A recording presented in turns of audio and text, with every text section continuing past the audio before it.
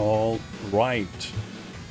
We've got some OBS and or Windows updates since I streamed last, so who knows what's broken. It appears, as far as I can tell, that audio is playing and that my microphone is registering input, so that's promising. But as usual, I'll let you guys, let me know if things fucked up. What is up, Killick Bangle? First time chatter, mostly stickers. Greetings. White Buffalo, Ryu, Reichwood, Atomic Runner, lurkers in chat, VOD viewers, everybody else, welcome, welcome. A little bit of an impromptu stream today. I was not expecting to be streaming, but just so happened that I finished some things that I've been putting off for like 2 months. Just tedious, what do you even call it, red tape shit. And I was very stressed out about that, as I have a bunch of stuff I have to do like every month. And it's the last day of the month, and I got the stuff done that I needed to get done. And a weight lifted from my shoulders, and I felt, I want to play some video games. I want to play some beat them ups on the internet. So here we are. Up Mighty Cat, greetings. Maybe shorter stream, maybe, I don't even know. I just, I kind of, checked off my to-do list for the day, and then I was like, oh, right, okay, so now what? Boot up the stream, I guess. Take it from there. Time to bash some dudes, indeed. I got a third or something cup of coffee. It's not great. I gotta cut down for sure. I've got it. I'll enjoy it, and I'll enjoy some video games.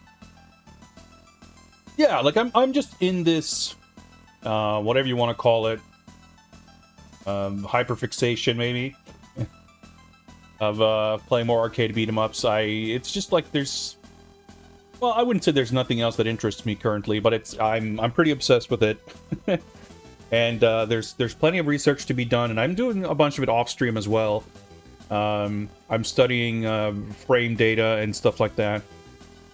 But as far as like playing and observing and then just recording gameplay, I might as well do that on stream. Hello, Amiga Cami, greetings.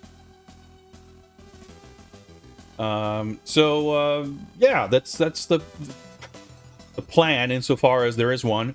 That's what that is.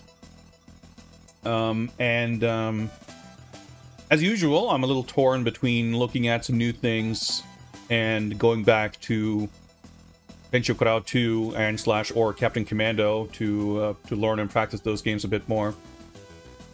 So we'll see. it's even by normal standards, pretty improvised stream today, I think. I had a sturdy breakfast, so I'll probably be able to go for a bit, but at some point or another, I'm gonna have to break for, I don't know, eating, going out, getting some sunlight. I really gotta do some laundry soon too. I don't know, I got shit to take care of, but first, we're gonna punch some dudes and we're gonna walk to the right. Any news on upcoming releases? Well, I've been debatably a little detached from reality over the past however long. I did post on Discord. There was a bit of an update on Shadow Gangs 0, which is kind of tangentially related. It's not a beat 'em up, but it's an upcoming release. We played a previous demo build not super long ago. So Shadow Gangs is like a shinobi, arcade shinobi, Shadow Dancer sort of clone. Came out on Steam 2019 or something. It's been a while. I love that game. Thought it was amazing. Played it on stream once or twice. And that game had, I think there was a crowdfunding campaign to port it to the Dreamcast and some other stuff. But there was a prequel, sequel, remake kind of deal called Shadow Gangs 0, which is kind of primarily developed for Neo Geo, but there's a Mega Drive version as well. And apparently, development's progressing well, and there was a tweet yesterday that said, complete beta release tomorrow. I'm not exactly sure what that means, but I backed the game, so it might be the case that I will have access to a more or less complete version of the game. and I think it's supposed to release, not super long after this. So that's exciting. We'll see what happens with that. Apparently, I saw Oscar Celestini tweet as well. Jigsaw Lady Tiger Plus for the Mega Drive, and I think GBA apparently is also progressing well, so that's exciting. I forget if I believe I brought it up. Probably didn't talk about it at length, but Lady Death, which had previously been announced as releasing on July 31st, which is today, has now been pushed back to August 30th. It's like, yeah, I'm not that invested, but I will be playing it. I backed it, so I'll be playing it when it comes out in a month. There was some other stuff that I saw that's kind of like beat 'em up adjacent. I think it was Left Empty who alerted me to some game that had a release on Steam or a demo or something that was this weird.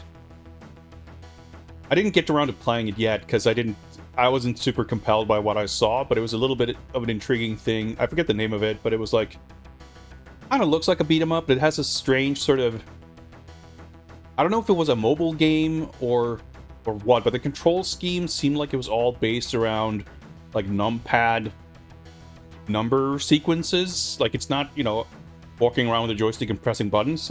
I don't know. It seemed like kind of a weird thing.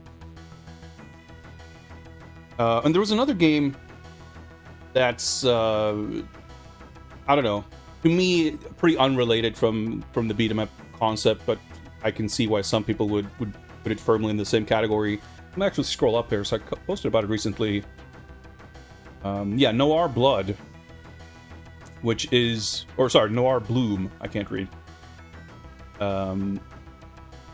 It's, to me, it looks a lot more like a kind of Katana Zero sort of thing.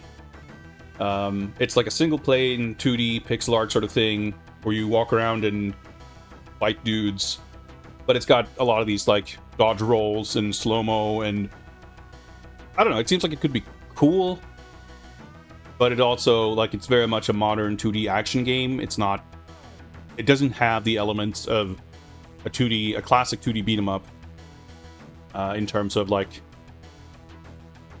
maneuvering and crowd control and that kind of stuff that I find both compelling in and of itself, but also like the central element of beat 'em ups that's like really lacking. Now, yeah, in modern games. But to be clear, I'm not saying that's a failure of this game. It's just going for something else. It's not, presenting itself. It's not one of those games that put in their Steam description like, oh, we're so inspired by Streets of Rage and Double Dragon and whatever. It's just, it's a 2D action game. But for people who are into, punching dudes and walking to the right, it might be of interest. And I believe that has a demo. Yeah, that has a demo too. Let me, we're not going to go into it, but I can post a link to it in chat here for anyone who's, that's not the link. Word link, hang on. Copy link. There we go. I might have put it on the spreadsheet. I might not. I don't even remember. There's some games that are very much in the edge case area that may or may not end up on the spreadsheet. Actually, I did see one more thing that is of relevant interest, which is that I saw Audie from Limited Run. He posted a response to someone tweeting about, like, what the heck's going on with E-Man. And he basically said, more news, parentheses, good news or whatever, coming soon. So that game was announced for a release in April. And then pretty much weeks before that date, or like a month before, they were like, actually, never mind. We're going to release it in summer. See you later. Like, not a lot of details, but it was just kind of pushed back with no specific explanation. And we haven't heard anything since. But apparently, news is coming soon. And I would have to imagine, I'm speculating, but I would have to imagine that it's not going to be like, oh, and here's the new announcement. It's coming out in 8 months. but rather that it's going to probably drop pretty quickly.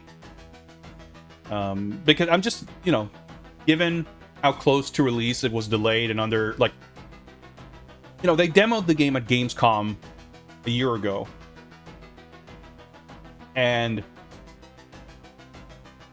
not to say that the game was done at that point, but whatever time they had to put in the remaining work between August and like April, I guess I didn't get the impression that it was like a panic thing that we need to push it back like 8 months or a year for it to finish. But I mean, what do I know? I have no insight into the development or anything.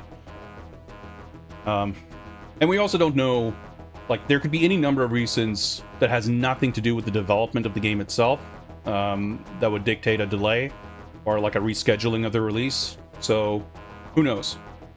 But if we are to believe the like project lead or producer or whatever his title is, there is news coming soon. So I'm looking forward to that. That game's definitely, by a pretty wide margin, one of the more promising looking beat 'em ups on the horizon. I can repeat, I guess, also the news that came out of Comic-Con that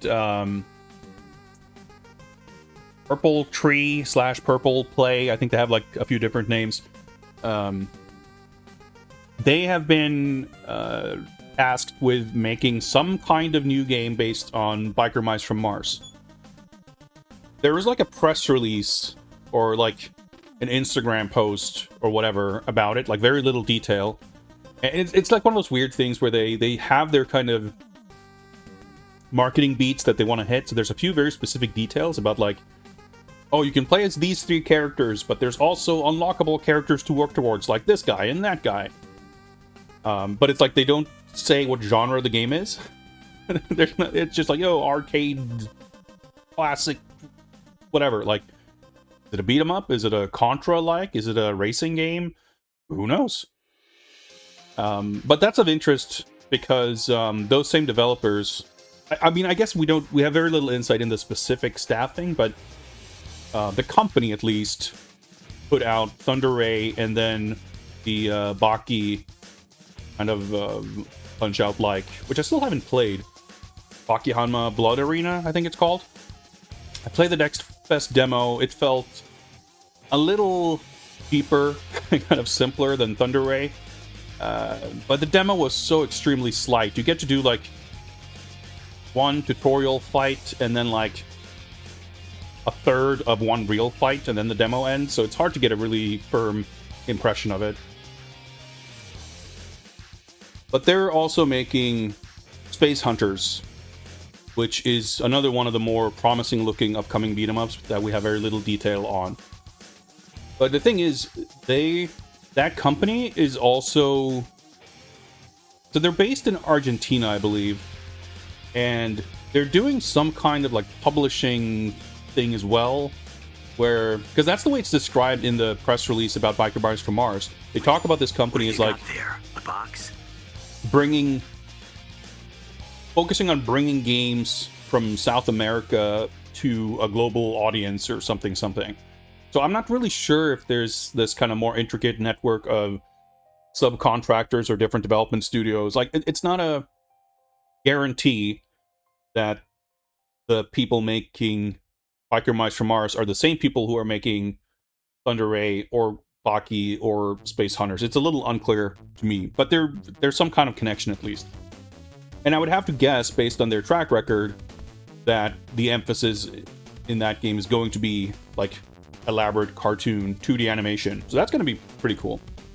But just like, I sense kind of a pattern because Thunder Ray was their own original game, and they clearly used like the bones of that game to make the Baki game. And Space Hunters was announced a couple of years ago. It's their own IP. It's an original thing. They're self-publishing. So it makes perfect sense that they would take on other contract work to fund the development of their own project. And just like Thunder Ray had been like the skeleton for Baki, it seems entirely plausible that they're developing their kind of beat 'em up game engine and using that, like leveraging that to pitch and, you know, get collaborations with licensed IP holders or things like Biker Mice from Mars. You know, not entirely dissimilar conceptually to what we've seen with Art of Play and the Phantom, Lady Death, and the upcoming Danger Mouse. So that lends some credence to the hypothesis that the Biker Mice game could also be a beat 'em up, but we just don't know. I'm excited to learn more about it regardless, though, because it is kind of neat. The Nacelle, is that how you say it? The company that owns Biker Mice from Mars, they are primarily some kind of like media publishing type company. Like they do, it's kind of an interesting, weird situation where they own a bunch of old like cartoon IPs, and they have their own.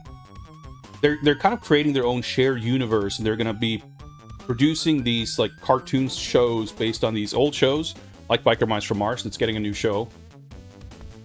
And I think they're putting out comics, and they are making toys and action figures, but they're also, like, if you go to their website, I was trying to find more information about this new game announcement, and there's like nothing on their website, but I learned a little bit more about their kind of corporate, not corporate structure per se, but it's like interesting because it seems like they are marketing their services as like,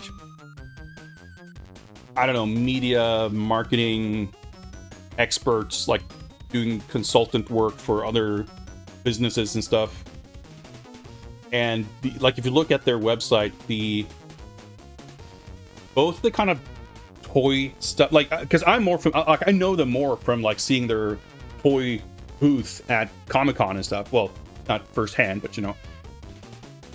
And they're like dipping their toes in video games, but it's like, yeah, that turns out that that's just like a tiny little limb of this big, you know, monstrous being with you know, fingers in a lot of different pies all over the place. So who knows? That whole thing is kind of mysterious, but it's interesting to see them potentially kind of getting into that same realm of you know, these licensed beat 'em ups in the wake of Shredder's Revenge, or whatever it is. And just in general, you know, it's cool to see someone who isn't, you know, part of the 2 or 3 media companies that own the entire planet doing things with cartoons and video games and toys and that kind of stuff. Even though, you know, none of the IP that they have, including Biker Mice from Mars, are things that I'm like super passionate about personally. I just think it's kind of neat. So yeah, I guess that's that's the impromptu news roundup. Give me a moment, and I shall prepare the requests that have been coming in for box art reviews.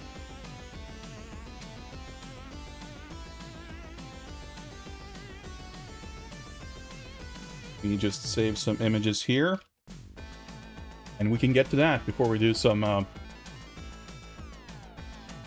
video gaming of our own.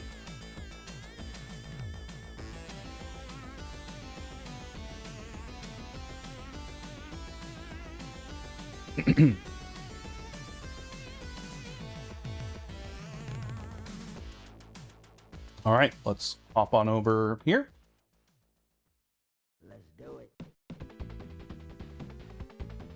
Yeah, I was gonna bring it up. That's right. Thank you for reminding me. Toxic Crusaders has also been like MIA.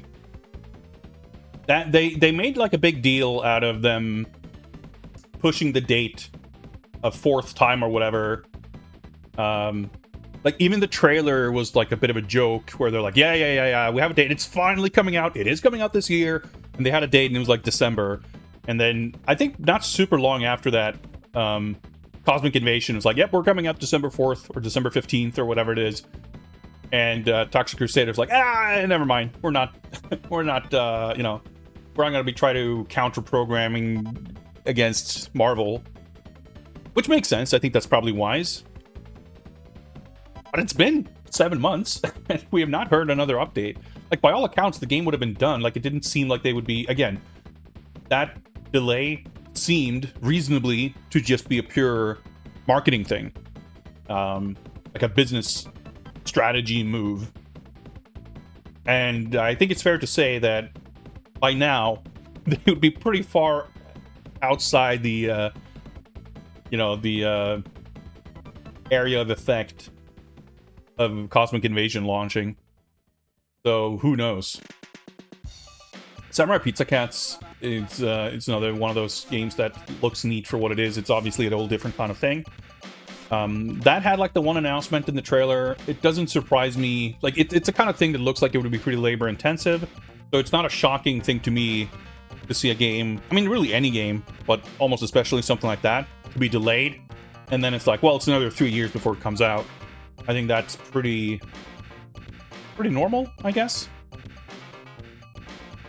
Do we know how well beat 'em ups after TMNT did? I mean, I haven't done a lot of, research myself. I've seen,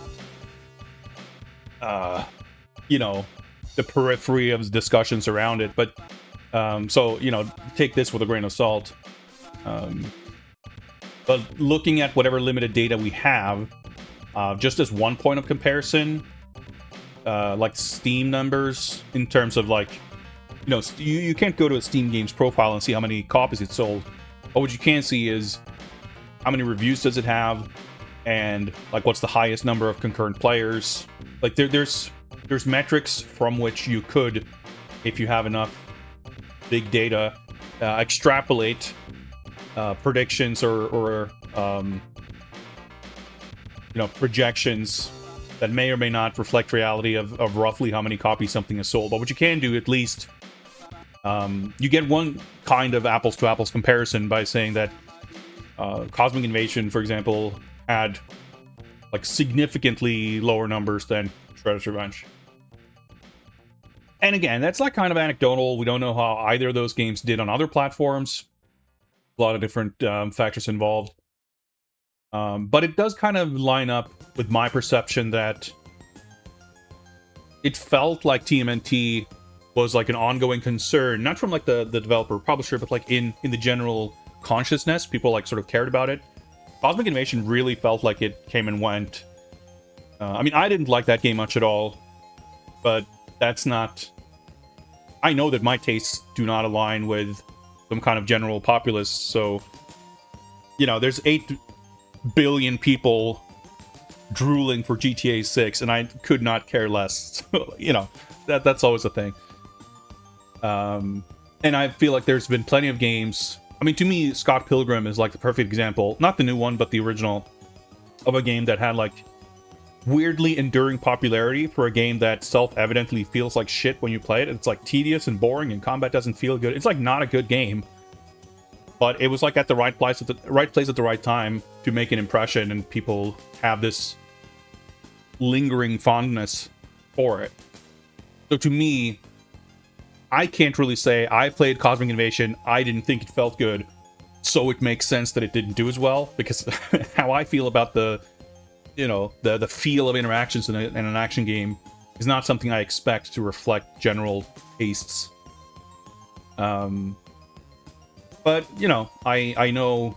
I mean, I expect my taste and my impressions of a game like that to be an outlier.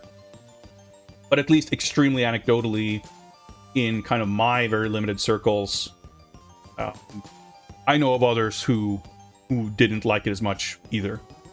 But then, I feel like every person I interact with more directly that has like a similar taste in games, or at least kind of has an interest in conceptually older games, arcade games, and that kind of thing. It seems like a fairly general consensus within that sort of small community that Shinobi Art of Vengeance was terrible. Like, it's a super boring game, and it's just weird. And, like, it's got some neat little things in it. Like, the art's good, as the characters at least. The environments are pretty boring looking. But but it's like a strangely designed game where you have this gigantic, sprawling, tedious levels that have nothing interesting going on, and it's all about pushing switches and opening locked doors and going back and forth. It's got a decent game in there, which they padded out with like 12 hours of pushing switches and backtracking, which is like, why would anyone want that to be like the added bit, the added like seasoning to the Shinobi formula? It puzzles me. Yet that game had like, it's like universally lauded. It's got like a 87 Metacritic score or whatever. Like, people really like that game. So even if I'm in a circle where there's a unanimous feeling of Cosmic Invasion being kind of boring or whatever, I don't trust that to be a reflection of of larger tastes. But it more so around like hearing conversations on sort of social media and podcasts and things like that, where the areas in which I am somewhat exposed to tastes that are like outside of my own tighter circle, TMNT seem to have significantly more staying power than MCI, and that, from my point of view, however biased it might be, that experience seems to line up somewhat with whatever limited amount of metrics we have as far as like Steam numbers. Yeah, Mighty Cat, I mentioned that probably right before you joined, but the like project lead for that game tweeted in response to someone basically tweeting like, what the hell's going on with this game, that like, oh, there's good news coming soon. That could mean several months, granted. But we should be hearing more about He-Man, quote unquote, soon. Anyway, let's try again to get some reviews going.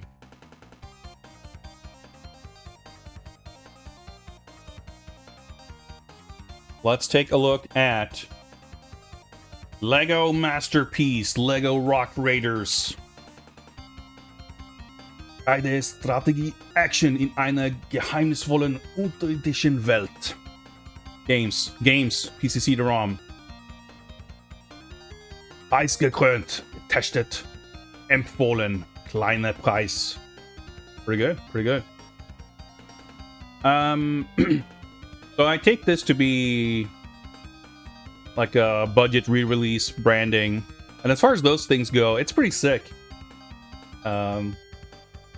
I would assume that this is a flat box, but I'm just imagining this like fully beveled Lego brick-shaped box, which would obviously be absurdly expensive to produce, let alone for like a re-release. But I'm in Lego spirit, I'm letting my imagination run wild. I know that some of these early Lego games are extremely nostalgic to certain groups of people, and I don't know if it's like a different age group. I suspect, given when these games reasonably would have come out, like early 2000s-ish, but they completely, like, I have zero first-hand, like, awareness of these games. Like, I've only basically learned of these games existing, let alone the fondness people have for them, in relatively recent years. Like, through people's exuberant nostalgia for these games, I'm like, oh, okay, never heard of that, but I guess that was a big deal to some people. I recognize the name of this, so I guess this is like one of them, but I don't know. I have no connection to this game personally. So I don't know. Like, I think as far as like re-release layouts go, the Lego Masterpiece Gold frame is like pretty sick, but inevitably does have kind of a detrimental effect on the cover art for the game. Like, you have the big gold frame, the Lego Masterpiece logo, then the second Lego logo on the box, the box art within the box art, game title, and then like the template within the template that says games.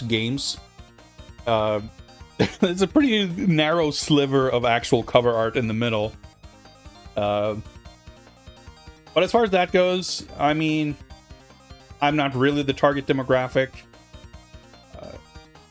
I would have been at a certain point in my life, at a certain age. But as it stands, like, I feel like it's probably a good representation of what the game is. It's obviously Lego. It's got this kind of CG look that's presumably pretty faithful to what the game looks like. I wouldn't expect a gigantic, like, art style clash between this cover and what the game looks like. It conveys three-dimensional strategic action in an underground cave world or whatever. So it seems reasonable in that regard. I think the Rock Raiders logo is pretty alright. The Lego branding is pretty unmistakable. So I think this, setting aside how some of the iffiness of having just the box art within the box art, I think it's like effective and it's fine. It doesn't really blow me away, but I think it's it's operating within a limited framework, because if you have a Lego game, it needs to look like Lego, right? And I think it's difficult to make, thinking of it in terms of, like, the poster test, i.e. looking at this artwork, would I like to have this framed on the wall as a poster? And I think a Lego game is essentially incapable of passing that test, because I cannot really think of anything that looks like Lego, especially not involving, like, action and characters. Maybe if it's, imagining some kind of Lego Minecraft type thing, or, like, something that isn't focused on character and action, but more of what Lego's actually good for. You could conceivably have this, like, cool big landscape and it's all like Lego bricks.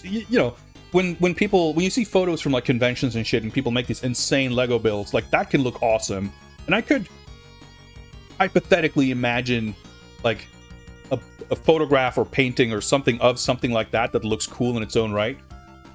But anything else, to me, just the fact that it's Lego means that, well, if this was the exact same composition, the exact same concept, the exact same character designs, whatever, but just not Lego, it would look cooler to me. It would look more appealing. So the fact that it is Lego just, like, puts a bit of a ceiling on how attractive and appealing it can be to me and my sensibilities. So I can think a cover like this, or any well-made Lego cover, can simultaneously be very well made and very well representative of the product, but also not that appealing. So to me, like, and I think the whole masterpiece branding is kind of a, it ends up net zero, kind of, because for one of those, it's pretty sick, but I can't say that it's elevating the artwork, because it's still, like, a compromising element. But that's still relatively high praise, because any other such thing that's like a budget re-release, classics thing, whatever, would be an easy, like, taking off 1 or 2 points from the rating. And the fact that this doesn't really do that is testament to its quality. But it is what it is still. Ultimately, I think for me, 3 stars. It's fine, it's adequate. But it's a little weird, and it doesn't... I mean, I guess that's pretty telling, isn't it? That I've spent far more time and effort looking at, admiring, pondering, and talking about the like, budget re-release template design than the actual artwork. Because there isn't too much for me to say about the artwork itself, negative or positive. It's just kind of, it's fine. So I think that's... I was gonna say the quintessential 3-star rating, but I think 3-star ratings come in many different flavors, but that's one of them. There you go. I think they did really good with the shadow looking at the cover like it's a portrait. Not exactly sure what you mean. Are you talking about the template, like the lighting reflection of the gold bricks? Or is there something going on in the Rock Raiders cover that I'm completely blind to? I'm not sure. Up at Cinnables. Did I see the Mondo 1/6 Panther? Yeah, the whatever $550 flocked Panther thing. Mondo stuff looks cool, but it's pretty crazy. We didn't really do any kind of proper Comic-Con toy news roundup, by the way, and we won't go super deep into that now. But Mondo is like one of those companies that I enjoy looking at their stuff from conventions, but I could not reasonably ever justify spending the money they're asking for any of it. And their 1/6 Motu stuff has generally looked really cool, but I'm actually super excited now because the upcoming Motu Chronicles figures that are not based on the movie, they look like even cooler. Or at least, you know, they're to me, design-wise, they're kind of neck and neck with Mondo stuff. The new Tila and Clawful look super fucking sick, and I'm like they sold me on the Chronicles line basically. So I'm excited about that. But Mondo also did announce that they're making 1/6 Mortal Kombat figures, which again, I'm kind of relieved that they didn't announce 1/12, because if they had, those would kind of be in the borderlands of something I could conceivably talk myself into wanting to buy, because they're like 1/12 figures are like around the $100 range. And their 1/6 is like in the $200-300 range. And from everything I've seen and heard, like the design aesthetics wise of their 1/6 figures like is awesome. The TMNT, the Mondo 1/6 TMNT figures look incredible. But at least like the Marvel animated stuff, like they can't pose for shit. They're basically just like mannequins. And they're super expensive. So, like, yep, I'll happily look at photographs of those MK figures, but I won't buy them because I won't be able to afford them. The McFarlane Classic MK figures, I think, are pretty terrible. They're like very low effort. Every single one has like strange inaccuracies. They're reusing a lot of sculpts from the MK11 line. Like, the proportions are weird. Like, there's not a single one that doesn't have a bunch of little weird things going on. I might... And they're overpriced, like everything. They're like $30 and have no accessories. I don't know. They're frustrating for sure, because you would think that they could do better. I mean, that's the thing, right? Like, they exist, and they aren't $100 each. But that doesn't mean that they're good. I mean, you could just as easily say that they're the best thing available in their price. They're the worst thing available in their price bracket, too. Yeah, no worries, White Buffalo. Thanks for the request. We'll get to the next one in a moment. Let me just finish my train of thought. Now, I just think, like, for what they are, like, looking at what other companies are doing, like, Street Fighter is a super interesting case now, because we've got so many companies doing Street Fighter figures. And not just Jada and Storm, but even like 5-2 Toys and others, they're kind of like running figure eights around companies like Hasbro and McFarlane. Like, McFarlane's articulation always looks terrible, has poor range of motion, is like physically painful to interact with, and just like doesn't function properly. Like, they're not integrated into the sculpt well. There's always weird things where details are sculpted in a way to like block the articulation for no good reason. They're just not well engineered. And if they, like, that's the thing, like, I would much rather see McFarlane do more pre-post figures, because I think that plays into their strengths. Some of their pre-post, like, Marvel statues figures, they look pretty sweet. They did some stuff with, like, World of Warcraft and Diablo 4, which I think, you know, that doesn't interest me because of the subject matter, but they look well made. Like, the DC stuff and Mortal Kombat from McFarlane, a lot of them have, like, high detailed sculpts that in some aspects is, like, high quality and good looking, but the figures as a whole are almost always very strangely proportioned with parts that don't fit together well and everything. So that's why I'm also glad that Mondo didn't announce 1/12 Mortal Kombat, because that means hypothetically, like, I wouldn't want the license to be tied up with them, ideally. Like, I'd like to see someone else do it.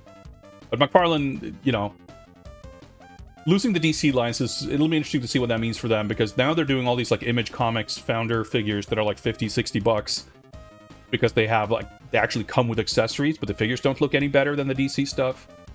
Yeah, I don't know. For me, like, I was hoping that the MK Classics would be a, like, interesting, fun line to collect. But they started off so weak with, like, the ninja sculpt looking terrible. Half the characters only being available as, like, retailer exclusive 2-packs. You have to buy the 2-packs to get accessories with the figures. Like, they released an MK2 version of Ermac, which never existed in the games. But they didn't, at least yet. I mean, eventually maybe they announced Smoke. I don't know. But they did, like, the wrong characters. The sculpts are, again, like, reused from MK11, so the costume designs don't match. It's a weird line. Having said all that, I think the Jax figure looks okay.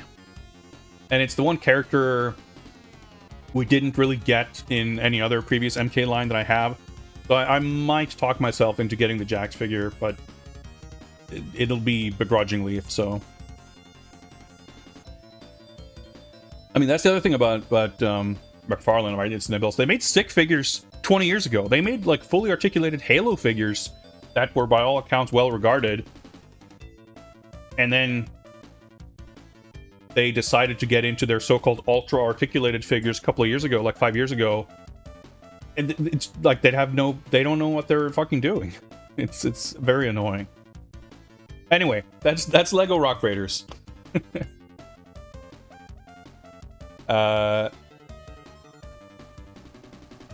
Yeah, like they released, I think Kitana may have been a standalone figure, but it was, like, exclusive to Walmart or something. And then I think Melina and Jade were only available as in a 2-pack. Like, like, you know, the rollout's been slow. Like, MK feels like a line that's, like, in its death throes while it hasn't yet fully gotten off the ground. It's pretty weird. But I also I can't be too upset about it because the figures don't look good, so I'd rather they just wrap it up and get rid of it and have someone else take over. But anyway, let's talk about the box for Legacy of the Ancients by Quest Software Inc. for the Commodore 64. This is a pretty sick cover. I know we've looked at some other EA boxes from around this era that has that same square form factor, which I think is pretty cool. I don't know if this would be like a clamshell box for, like, apes or whatever, or what the physical box would look like, because it's not a box format that feels immediately familiar to me. But it's cool, and I like when you have the artwork that's actually well... I mean, that goes for... regardless of the actual shape itself, when the layout and design of the artwork feels like it's taking the form factor of the canvas into consideration, it's immediately, like, satisfying to the senses. Or debatably, it's more so the opposite, that when it feels tangibly that it's not designed for it, it feels really bad. But I'm thinking of, like, the Wasteland cover that was also really incredible, and I want to say that we looked at... I forget if it was, like, Neuromancer or some other, like, cyberpunk thing that has a similar kind of vibe going on. Vibe, I say, but very specifically with the formatting. Like, it's just something... yeah, just satisfying about it, and this is really, really fulfilling that. But I also think it's not just strictly a matter of very, you know, basically... does it fit, yes or no? Did they produce a square piece of art for this square box? Which obviously, yes, that's true, and that's a good start. But beyond that, I think the composition itself is well suited. Because you have this big sort of circular tunnel that, like, leads your eyes right to the center, this big beast being this focal point. And like the shape of the box, if you imagine the same artwork being extended higher up and the logo being like fully above the doorway, it would still work. It would still be cool, but it wouldn't feel as well balanced. So like the color ranges, the contrast, like the way the heroic warrior here in the front is easily readable and stands out. He still like doesn't compete for attention with the beast in the center, who's like clearly the focal point. I think the logo title design looks great. I feel like I could do without the trim around the edges, but it at least doesn't feel like it's stealing too much of the limelight from the artwork. So I don't think it's a great detriment to it. I think the yellow trim probably helps. You know, it would help it stand out a little bit on a shelf, right? Because you have this super high contrast detail that kind of draws your eye to the title. So I can't really hate on that too much. This 100,000% passes the poster test, that's for sure. It's like really cool, just really well painted. The anatomy, it's really nice. I love the sort of the color and contrast, and you know, even if there may be some slight goofy details going on with some of the like perspective and portion and anatomy or whatever it is, none of that gets even close to overshadowing overall like feel and impact. So I think it's super sick. So I mean, I feel like I don't have a lot to add to my analysis of this, given the fact that it's like self-evidently fucking sick. I think some of the like what could elevate this further. I mean, I'm not in love with the Commodore sticker on the corner, obviously. Again, maybe the framing, I'm not sure, like, or the, you know, the layout template details. I think the design of the monster, like the face, I have no complaints with it, but it's like I could imagine it being painted by someone else with a different kind of sensibility, and I would have liked it even more. It's like purely speculative, but you know, I'm trying to just get across that in order to find any critique or things to sort of complain about or say this is where this could be improved, I have to dig pretty deep. So yeah, for me, this is a 5-star box. It's really fucking sick. It's again, like, I don't know this game, but I get the impression and feeling that this is the kind of artwork that elevates the gameplay experience, like feeding your imagination for when you play the game in a way that elevates the game, but also that potentially, you know, provided the game's not a piece of shit, the game, it can kind of feed into each other, where the game featuring other scenes and things beyond what we see here, we can then kind of maybe imagine what those other things would look like in this sort of style. And yeah, I'm a big fan of that for sure.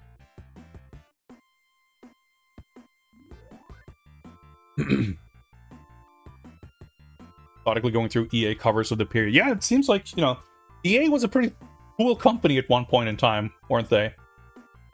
They definitely, I mean, that was the whole thing, right? Like, they put so much thought and effort into presenting, I mean, that's the whole ethos behind the brand, right?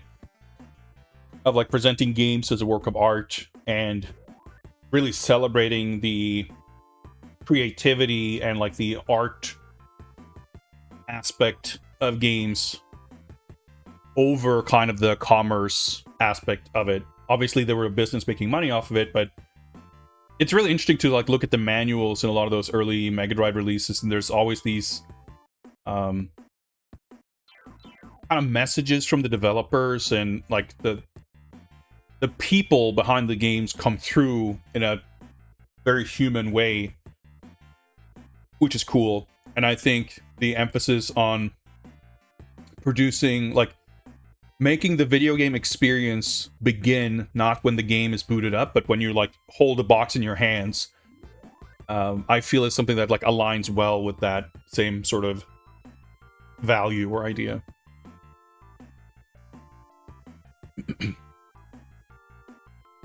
Did I see the Ono 1/6 Iron Man. I don't think so, but I am also not really into 1/6 figures, so I don't really keep close tabs on that kind of thing. Let me mark reviews as complete. Thank you very much for those. But now, I want to play some video games. That's why I went live in the first place. So let me grab my arcade stick.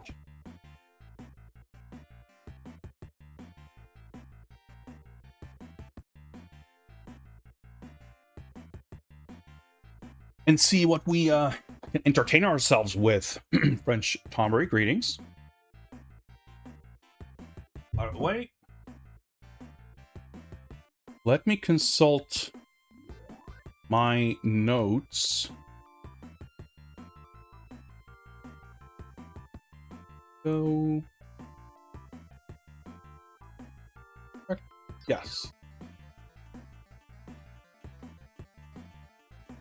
Huh, okay, cool. I'm looking at my list here of to-do games to look at. And I'm most interested for now in looking at arcade beat-em-ups, and not once focused on weapons. Like, there's kind of its own category with like fantasy beat-em-ups and things like that, like Dungeons and Dragons, Golden Axe, that kind of thing. Knights of the Round, because they, at least in my opinion, in the best cases, they feel pretty different. Like in the set of mechanics and the way interactions are kind of designed. I think they should anyway. Like, punching dudes and fighting with swords shouldn't really feel the same, in my opinion. And because I'm more interested in the fist fight sort of aspect, those are the games I'm more interested in looking at. I have another little category for 3D arcade beat-em-ups, which is Spike Out, Dynamite Deca 1 and 2, and Zombie Revenge. That's kind of it. Then I have a list of kind of old console beat-em-ups, and then a list of modern beat-em-ups. But out of all this, the arcade stuff is the stuff I'm the most interested in for a number of reasons. Part of it is for sure that it's just like the, a grievance that I have with a lot of modern beat-em-ups is that they fail to copy even a lot of the basics from the old arcade games. So I feel like I want to get a better definition and idea of the specifics of what I think make those old games feel good. So that's why I'm most interested in studying those. But I am interested eventually, like once I have maybe a slightly stronger frame of reference for the specifics and details, to look at more of the contemporary console games from the 90s. Because I feel like I have a general sense and vibe for how those, like what's kind of typical for an arcade beat 'em up versus a console beat 'em up from back then. But a lot of that's kind of vibes based and gut feeling more so than specific details. What's up, Cody? But again, and you could say the same for modern games, like in order to make the comparison between the old arcade games and those other types of games, I want to get even more of a stronger kind of baseline understanding of the arcade games. So I sort of chuckled there for a moment because I have this document, this long list, and as I was kind of preparing to go live, I had this brief thought of what do I want to play? Do I want to play more Tenchi Kurau? Do I want to look at some other stuff? And it's like, actually, I think I want to look at Denjin Makai 2, because we didn't play that yet, and I'm not that familiar with either of the Denjin Makai games. We played through the first one a while back, and I really liked it. And I want to spend more time with that game. I want to try the different characters and compare them and all that, but I haven't really played the sequel, so I want to do that. And another game I'd been thinking of was Zero Team. And the funny thing, when I opened this document, I found, even though I did not have a particular recollection of it, the two games in the list that I had previously bolded for, like, alright, just take a closer look at these, turns out being Denjin Makai 2 and Zero Team. So in a rare case of a past me and present me being sort of in tune with each other, I think that's our agenda for today.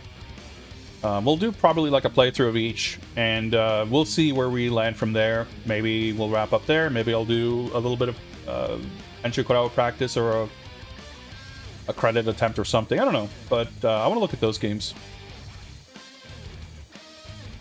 Yeah, Return of Double Dragon is on my list. That's a game I don't like that much, but I think Double Dragon...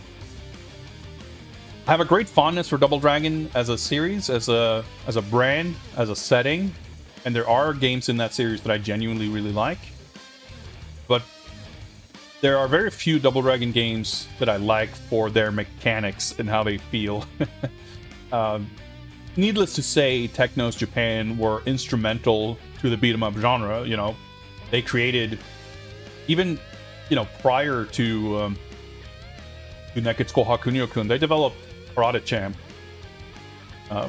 So they were like an extremely early part of that like martial arts action game field. That game's from 1984, I think, so it's kind of contemporaneous with Spartan X, Kung Fu Master. But then they made, of course, Neketsuko Hakunyo-kun, aka Renegade, and then Double Dragon. So it's not unreasonable to say that side-scrolling beat-em-ups probably wouldn't really exist without Technos. But having said that, I think, you know, Double Dragon crawled so that Final Fight could walk, and Final Fight kind of reinvented that game concept, that genre so wildly that almost overnight, like, the games following Final Fight that were Final Fight clones felt modern, and post-Final Fight games that were sort of copying Double Dragon felt old. Or I shouldn't even use the past tense, because I wasn't really there at the time to experience that shift, but when you play a game now, like, Final Fight is like a time-traveling game, because it's a 1989 game that feels like it's from, like, 1992. And 2 or 3 years was a huge amount of time back then, right? Things changed very quickly. And then you play like a game that feels... I mean, that's the thing, right? Like, Crime Fighters 2 or something, it's not like that feels old, but Final Fight feels more modern, even if it's 3 years older, because it was so ahead of its time with its refinement of the combat mechanics. And so Return of Double Dragon, or Super Double Dragon, is a game that has some neat ideas, but it's like, I just think the core fighting mechanics was not something that Technos really ever excelled at, in my opinion, or at least they had their kind of style, and it's not my favorite. Having said that, I have recently added the Combat Tribes to my list of games to look at, because for all of their flaws, I think most, if not all, of the Technos beat-em-ups have a lot of interesting details in them. And the same is true for Return of Double Dragon. As a kid, I remember, like, the parry mechanic I thought was really cool. And it's very different from what you think of as parries nowadays. It's not like a modern parry, but there's like this weird block mechanic that has some cool animations associated with it, but it just, like, functionally doesn't really work that well. And it has a lot of problems, like the charge meter encouraging a very boring playstyle. But it's on the list. I'm trying to remember. Well, I have it on Super Famicom. I'm trying to remember if I bought the recent Steam re-release. I got Double Dragon Advance on Steam, because that's one of the Double Dragon games I actually like in terms of how it plays. So that's definitely on the list as well. But, you know, this is a long-term project. It's not something we'll look over in a week. Right now, I'm focused more on the arcade stuff, but yeah, there's a lot of these console games I want to look at as well. And even, you know, the more modern stuff, I want to revisit Final Vendetta. I want to revisit even, like, Shredder's Revenge and stuff that I've played kind of recently, because I didn't take notes. Like, I want to make sure anything that's on my, like, to-do list for this document is games that I want to write analysis and take notes on. And even though I've played some of these games a fair bit, I don't have notes on them, so I want to kind of revisit it for that reason as well. And yeah, so there's like arcade hand-to-hand games, arcade weapons-based games, arcade 3D beat 'em ups, console beat 'em ups, and modern beat 'em ups. Those are like kind of the categories. And that's not to say we're going to complete one category before moving on to another. But right now, I'm just mostly concerned about the OG arcade games. I'm going to try all the characters in Denjin Makai. For research purposes, yes, absolutely. But not necessarily on stream. Like, I went back to Tenchi Kurau 2. Trying to remember. Yeah, I think I played a credit with each character on stream. But I went back to it off stream and took a closer look at all the other characters to kind of break down some of their mechanics and stuff. And Denjin Makai, both games have so many characters that... I don't know. But maybe we'll do that, actually, because when I played the first game, I didn't touch the other characters. I just did one full playthrough with Makai, or Denjin, or what he's named. I forget what his name is. It's part of the title. Main guy. I don't know. Maybe we'll do that for this game, or maybe we'll do the opposite of trying all the characters for a credit. I'm not really sure. Playing the Denjin Makai 2 until you got sidetracked. That'll happen. Yeah, it's like the whole move list thing, too. I wouldn't be surprised. Like, in the first game, they show the special moves and stuff in the how to play attract mode bit. And there's probably, like, a secret move or two. But it seems like it kind of explains stuff. But I think they complicated those mechanics a bit more for the sequel. But I think I might... want to start with Zero Team, because I think that's a game I can more kind of just jump in and mash buttons and whatever. I'm not really sure. We'll see. I've been live for over an hour, so I'm going to take a short break before we jump into what could be a pretty arduous quest of going through even one of these games. I want to make sure I'm stretched and relaxed and hydrated and whatnot. So I'm going to go AFK very briefly, and I'll be back with video games. See you guys in a little bit.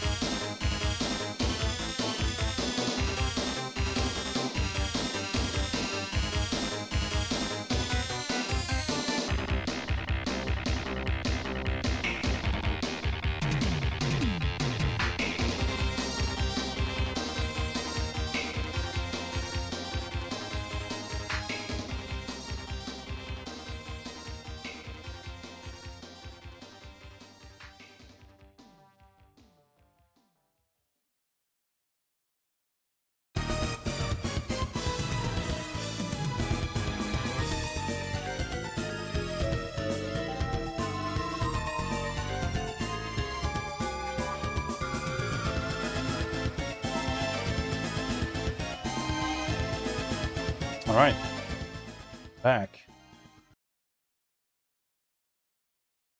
So I was reminded that I don't know if anyone in chat, and maybe this is an excuse to actually pop into Denjin Makai 2 first, but there's a bunch of different versions of Zero Team. There's Zero Team, New Zero Team, Zero Team USA, and Zero Team 2000. And I have no idea what, if anything, sets these different versions apart. So I don't know if there's, like, obviously certain things that we would be looking at is going to be the same no matter what. But as far as like learning to play the game, um, as far as like more specific details, like I want to say that at least one of the versions switches the order of some levels and stuff. So I feel like I would be. I mean, I could I could do a replay of each version, but I wouldn't. I don't think I'd be able to pick up on all the differences. So I'm curious. Like maybe I should be researching that, or at the very least, receive advice from someone more knowledgeable than myself in chat or something. Well, there you go. McCall45 says, New Zero Team is the shit level mix version. The others are fine. So is it, I mean, I don't know if you can answer this, but is it more a matter of them kind of porting the game to different hardwares? Yeah, like I remember the game has these like cool transitions from level to level. Like the character, it's maybe not like Double Dragon or DD Crew. It has like screen transitions and cuts, but there's a visual narrative going on, like you're saying. So it would make sense that it gets weird if you switch the level order. But yeah, so yeah, you can look at the release dates. Like the original game was 93 apparently, and then New Zero Team was 97.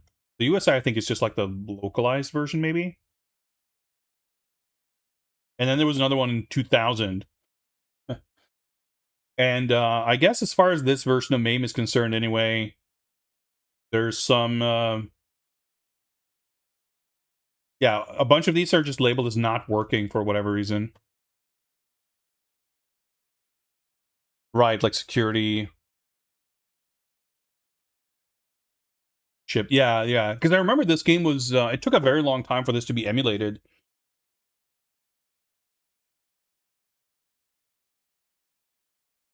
But yeah, fuck it. Let's do Zero Team 2000 then. Never mind. Let's not. Okay, more research required for making sure I have correct versions of games. What happens with MAME versions. So maybe not Zero Team today. Let's see if we can get Denjin Makai 2 up and running. Oh, this is a nuisance.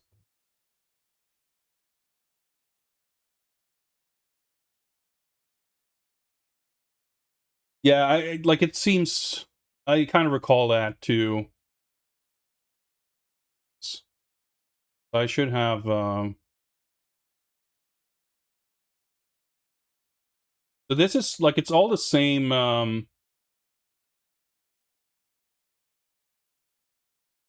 Denjin Makai 2, the same ROM.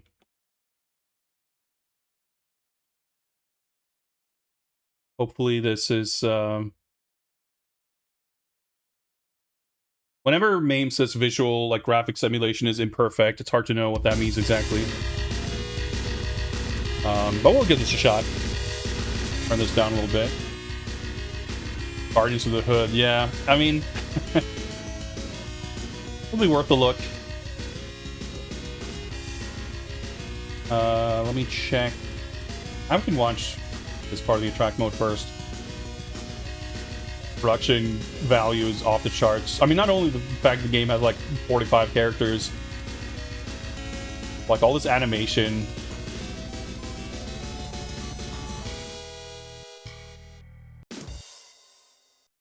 In general, I mean, it's not like insane for 1995 standards in general or whatever, but it's just like the kind of game, this emphasis on this large cast of characters and showcasing them in that way.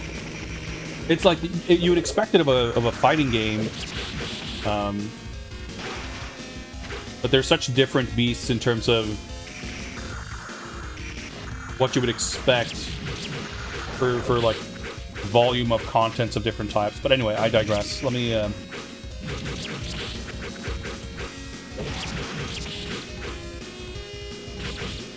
see here. So 3 buttons, according to this anyway.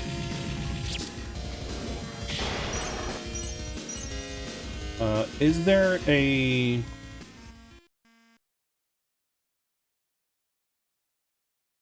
like test mode, dip switch setting type stuff that we want to look at? Maybe, I guess not. I guess it's all just dips I see. Right, so this is kind of a weird thing. So there is a service mode, but I guess we don't need it to change settings. I don't know if this language setting and / or if that changes anything else, but let's change it anyway.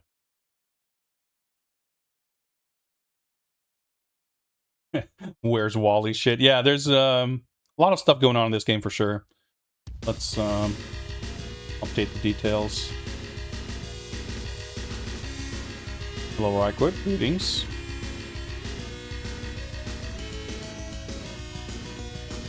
Why not Guardians Fire? Will do. Good shit, but that's fine.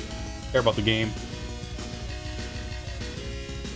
But yeah, I think this is for sure a game that's going to be kind of a gold standard for like cool shit happening. That's going to require, as you say, not just multiple plays, but also studying video footage of, you know, while not playing it yourself. Like, even just here, that little intro with the dude smoking the hell, like the camera pan is such a good little effect. Like, yeah, the characters in the background, the way the enemies spawn, yeah, this fucking, like, news reporter or whatever the fuck. Okay, I guess they're soldiers. It looks like a camera, but I guess it's a bazooka. Firing. Like, even narrating what's happening in the background is, like, too busy. I can't keep track of it. Yeah, the tank firing. I love these guys, like, coming out of the sand. Like, it's crazy that they have all this. Not just, like, the amount of stuff, but the,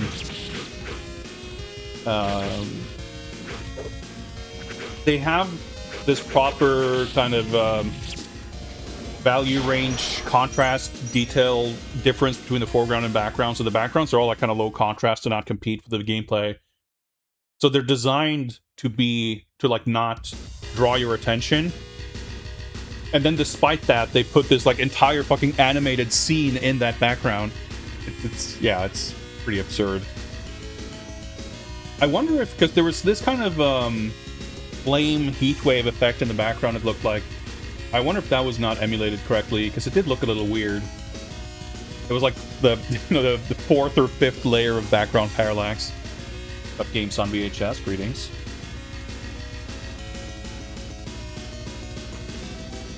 Why not? No. So this game's attract mode didn't show any, like, how to play control stuff. Yeah, so this is what I vaguely recall, like the character select having more, like, move list stuff. So just to confirm, I guess, ABC looks like it's arranged in a row. So you hold A and do down, up, or back, forward, which was that how it worked in the first game? I can't really recall. So you have one kind of move on A plus B. Yeah, I figured it's not all the moves because it has, like, the first game too has, like, the running special, and yeah, there's, like, more stuff. A plus C kind of looks like some sort of a Super Joy type thing, and C is like gun. Maybe that's just like a character specific. No, I guess C is like projectile for everyone, looks like. Folks. So the inputs, I'm just, like, scrolling through it. So the inputs, like, are all universal for this stuff, but I don't know if it's, like, more character unique stuff after that. So Zeldia, she's a new character.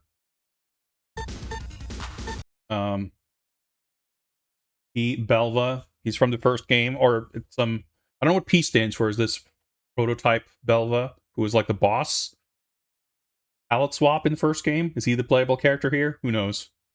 I mean, the first game didn't really have much Well, that's not true. I was going to say it didn't have much story. That's not true. It actually has a bunch of dialogue and stuff. I just played it in Japanese and didn't care.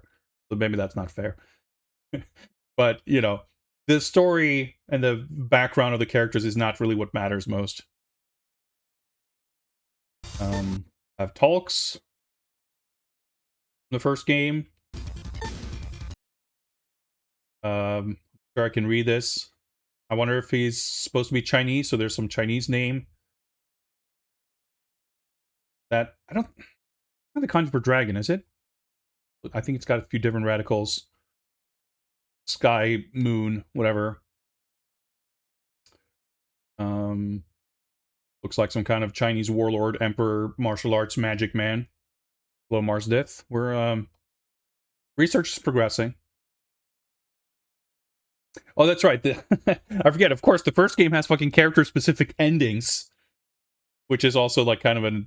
I don't want to call it an insane thing for a beat 'em up, but it's not like an expected thing. Street Fighter 2 created the expectation of character-specific endings in fighting games, but that wasn't really ever a thing that was established in the same way in a beat 'em up. But fucking Winkysoft just says, fuck it, let's do it. It's not the only game that has it, but, you know, you would expect it. It makes sense. It checks out, you know, given the level of insanity in these games otherwise. He turns into powered Belva. I see. And then we have Kurokishi, Black Knight from the first game. I want to say she's maybe the one that kind of looks mostly the same. Her design is not that different. That's right, Gerulian, who's the final boss of the first game. Looks very different here.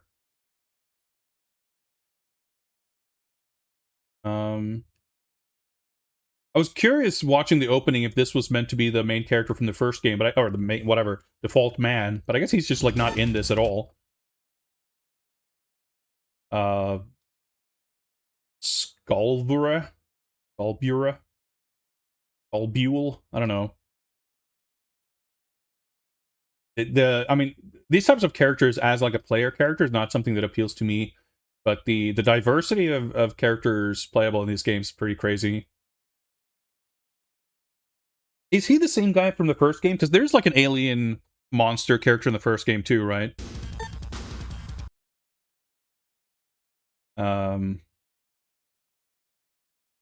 Would you read this? Daiba Zero something? Fucking mega anime ninja. Special moves look kind of crazy. It's so weird, by the way, that the character... that this character is, like, the default cursor selection for player 1. Like, it's like the two girl characters are the default for player 1 and player 2, I guess. But yeah, it's a pretty unusual choice. First game's alien was Zeldia. And its ending hatches become... Alright, so it's like a pupil advancement. Zeldia. Yeah, okay. Sure. I guess time ran out and we picked her. It's like, oh, the game's, like, fully overwhelming and we haven't even started yet. Full map screen, a little zoom effect.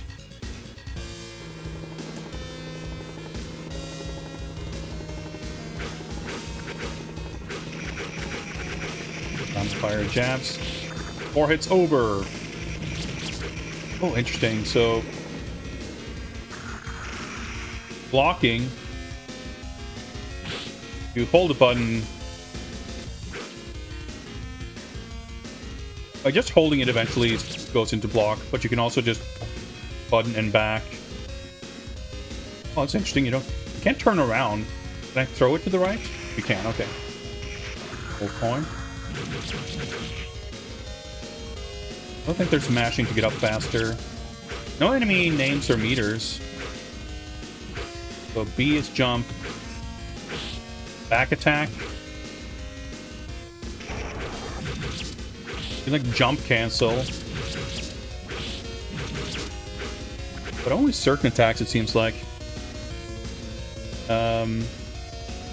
C is gun. Okay, so we have a little POW gauge. If I stand... okay, right, so the super meter was in the first game, too. Have some Boop. Dogs, okay.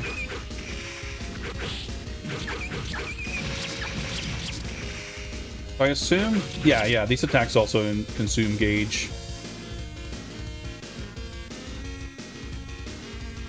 For combo, yeah, I was trying different directions, but I didn't, I guess, get a sense of the baseline to realize any differences. Enemies are good, like popcorn enemies that go down quickly. Right. Oh, okay. Yeah, the fucking news reporter man. Full boss intro. That's the...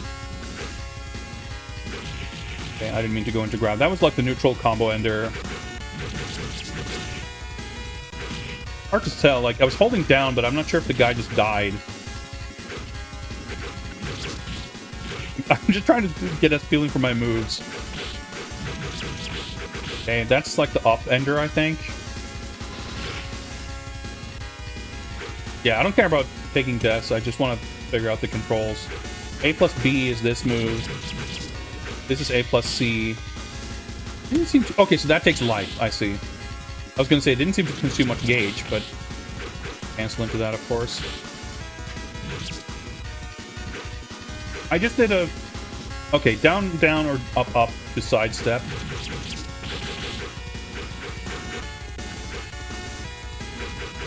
All three buttons is not anything. That's just... Okay, interesting. Running A plus B is not a command in this game, like it is in the first one.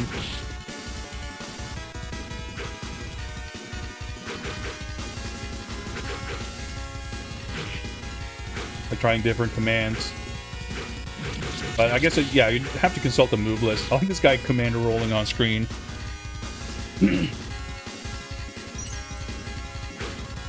Yeah, that's the thing. Like, it's so... I feel like I want to start the next stage and do like a save state. And hope that there's enemies that take more than one hit, so you get a slight moment to actually interact and study. Yeah, running AB, that's the thing. Like, I guess it's not the same for all characters. Okay, so her being like stunned like that, I'm assuming that's like sort of scripted because like to land the final hit. Insane degree of animated presentation for the character. Like a little unique death animation and everything. Okay, I'm gonna pause here because I need to check.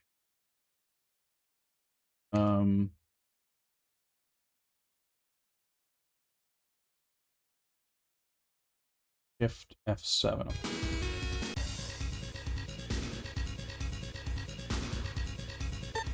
So now we do have stage selection. That was a thing in the first game too.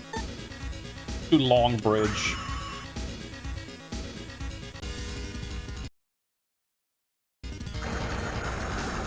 Stage intro. On enemies. The running C is no different. Okay, that's jump A, B. Jump A, jump down A. That seemed to OTG. Yep. Jump C is nothing. What the heck did I just do? Okay, holding B to fly and let go. This thing.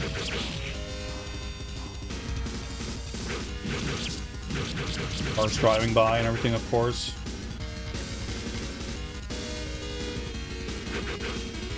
Okay, so alright, so it's sort of buffered. If I hold B and then press A, I do the jump A plus B. I can even cancel. Okay. The startup of this move can cancel into A plus B. Is that a back? I did a Frankensteiner somehow. Okay, that's just her back throw. I thought I was doing it from a combo. Maybe the case, but who knows? It's the up ender. Like, I can't even start playing the game yet. I'm like...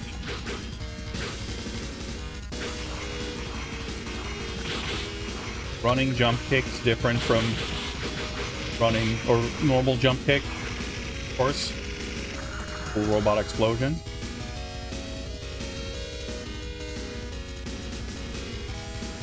Smash. Okay, bonus stage, full on turrets thing. I need like multiple different poses for dudes falling off the vehicles. Oh, thank you for the follow. Chopper noises. Oh, maybe not shoot those guys. Seems like you can't kill innocents, at least. That's... Okay. No one's actually shooting, I guess, but...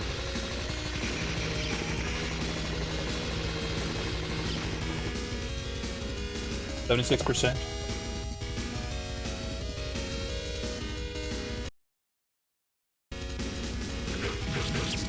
Fully animated animatronic advertising puppet. Alright, no iframes on that. Noted.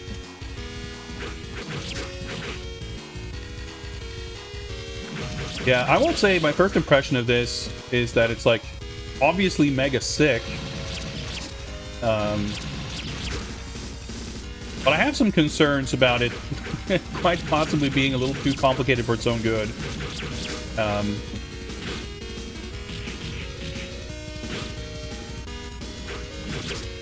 Like, there's just so much kind of keep track of. Put it this way, I don't know that it necessarily makes the game worse. Hey, it's this guy. But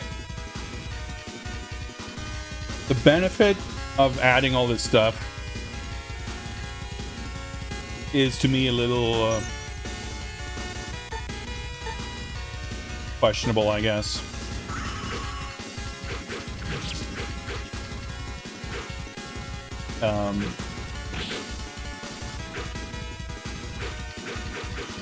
So I guess this guy... Well, maybe not. I was gonna say, maybe he is secretly the guy from the first game, kind of, but not really. This guy seems way less cheap. Like, easier to avoid.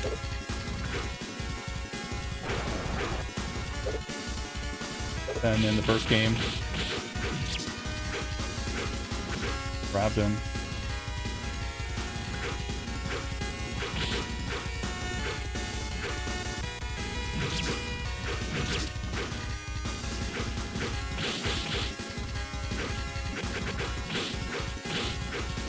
Down him. Got like Captain Commando length stages though.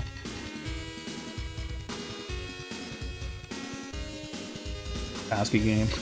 Yeah, it's definitely oh, interesting. So then we get a different choice. We don't do those two stages after one another. Like a different route. To Chinatown. That sounds visually interesting. Oh, this is the the theme park stage. Beat up the sign. The down combo ender. Back forward. Down up. Like, obviously it still feels great. Like, the buttons nice and responsive. I actually do think the double tap Z-axis dodge I'm not a big fan of, because it's an input that's quite easily to... Yep, the classic.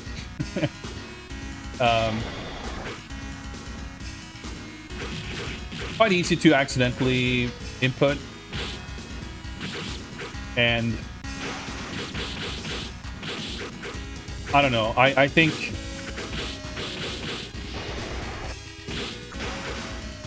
Fucking squid. Hey, it's this guy. Oh, shit. I think, yeah, that's a running jump. That's a good face. Oh, I have, like, overcharged health. Like fucking Dynamite Deca. Or, what? Okay, never mind. What's going on with my health bar? I'm landing hits, and it's filling up. Okay, the health charge is... okay, it's another layer of mechanics, of course. Right, so now my name flashes and I have the super. So what kind of input would I be looking for to do a super? So AC... okay, AC did spend it, I guess. Does that mean I... no, that's not true, because I can still do it, yeah. Like the Super Joy. Maybe is like just a special. Yeah, I get it, that like you probably can't just... even if you were to give me the full list in chat, I would not be able to take in that information. I'm assuming I just accidentally hit a trigger there, but it wasn't me breaking that thing that made them spawn. But yeah, like, as far as the dodge goes, it's spawning animation.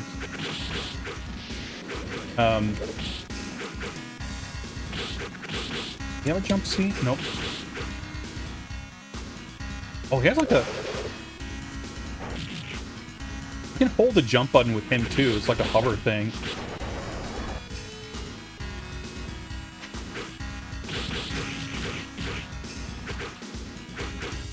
Yeah, okay, so running AB does that move. You're telling me that's is/could be a grab? Do I have to... there we go. I guess it's like it comes out as a different move if your collision box overlaps correctly. But they have like full-on fucking combo strings with the weapons, which is also kind of insane.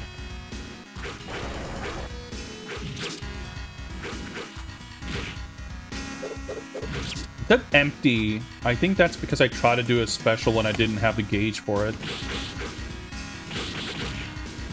It's impossible to like finish a sentence talking about anything in this game without 12 new things happening. Now the background, that's good.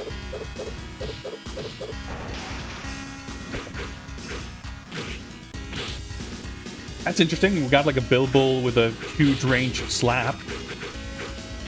It's very cool, by the way, that this is like the Chinatown stage, and the illustration on the map screen had this like Chinese gate, but it's a very atypical Chinatown stage because first we had this little theme park, and now we're in this like Korean cyberpunk like walled city of Kowloon location, and like now we're getting to what you would expect out of a Chinatown level with like the Chinese architecture and dragons and shit. Kind of interesting.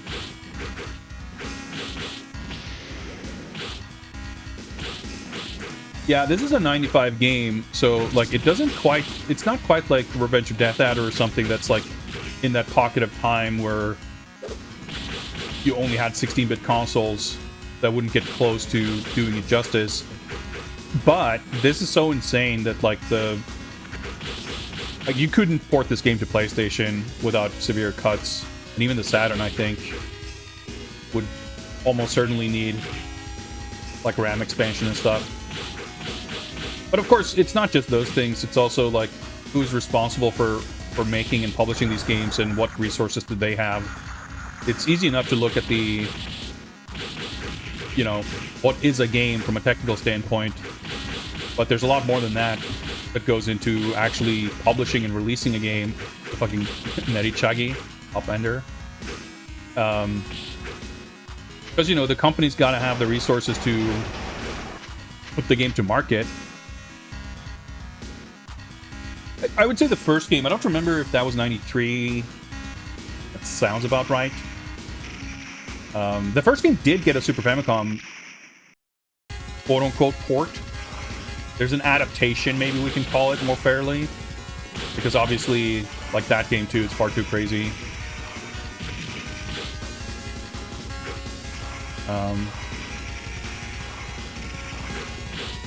Like I know Wikisoft released, or developed rather, console games, but I don't know. I mean, I guess this was also through Banpresto. I don't know technically what their relationship was, if they were owned by them or what, but I mean, that's the thing too, like, this game wouldn't really... I mean, you could make a version of it work on Saturn and PlayStation, I'm sure, but, you know... Wow, she does not seem to have a lot of health. Would it be worth it? Almost certainly not. Like, the business case for putting that effort into it, you know, it probably would not repay itself. Or at least the decision not to port it is not unreasonable. But yeah, this got this like futuristic kind of industry sort of vibe to the whole game. Stage. Oh yeah. All right, so about a stage and a half ago, I was trying to say something about Z-axis dodging. Ah, not enough iframes. Like freezes them, or at least visually. Oh, she's got kind of looking Chinese kung fu. Although I guess I should maybe block when that happens. Maneuvering and positioning is like a big thing about beat 'em ups, right? Like moving out of bad spots, positioning yourself.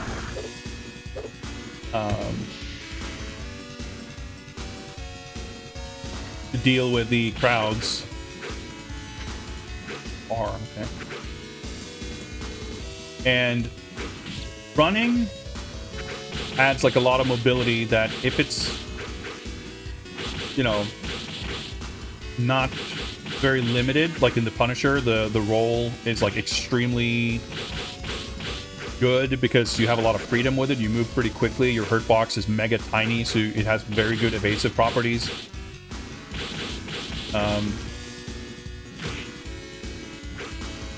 Cadillacs and Dinosaurs is kind of the same thing. You have these huge fields and a lot of space to move around, so the running is very effective.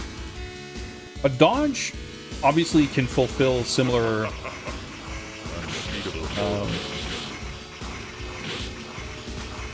effects of evading. Lamasar, thank you very much for your continued support. Like, it could certainly be argued that an 8-way run or similar is like too powerful a tool, and it can work if everything else is sort of tuned around it, which is kind of not the case in neither Punisher nor Cadillacs and Dinosaurs. Captain Commando maybe a bit more so. So you could limit it, right? You have games like Double Dragon Neon that has a run, but it's got like 45 frames of startup and it's not fast, so the run just kind of feels pretty shit.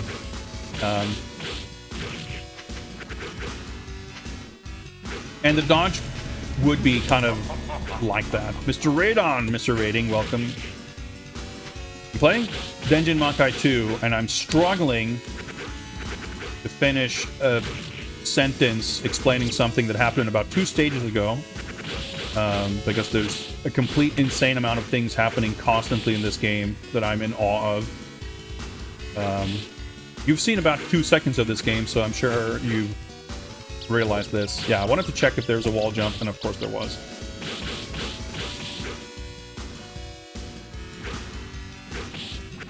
This game is very cool, but it's also very overwhelming. You know, I'm a little bit of a dry gamer. I like... the squid's back. Not necessarily overly simple games, but games that aren't an assault on the senses. You know, I'm a big Virtua Fighter fan. Virtua Fighter is very fast-paced and can be extremely overwhelming on the brain, and by extension, your fingers playing it. But it's not as visually and orally overwhelming. You know, I'm more of a fan of fighting games that are a bit like that versus the kind of anime Marvel type thing. And the same kind of goes for beat 'em ups. I'm more into the Final Fight vibes than, I don't know, AVP or cosmic invasion type vibes. But anyway, welcome, welcome. So as far as like maneuverability, having a dodge like this being like, you know, maybe more committal, more limited versus like a full 8-way run, can serve a balance purpose of making your maneuverability not be too overpowered. And I think, you know, obviously there's something to the kind of balancing act of giving the player abilities that are fun to use, that are strong, because that's fun. Oh, so she cannot hold the jump button. Interesting.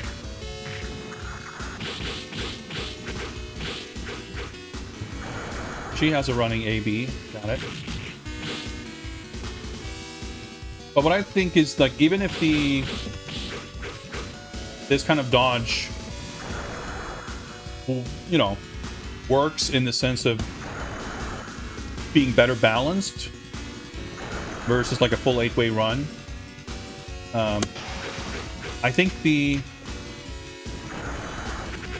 bad feeling of accidentally getting it, that's interesting. It like backdashed when I woke up. Like, has the potential for a more negative impact on, again, not game balance, not like difficulty, but just like how the game feels. Like, in a way, it's kind of similar.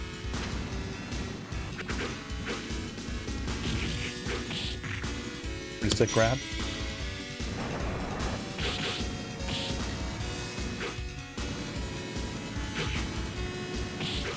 This game is overwhelming. I can't speak.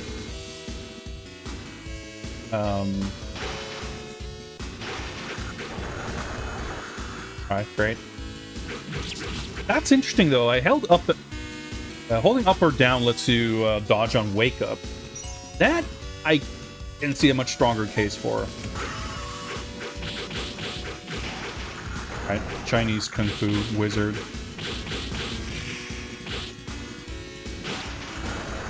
Because it doesn't interfere with your, like, standard moveset.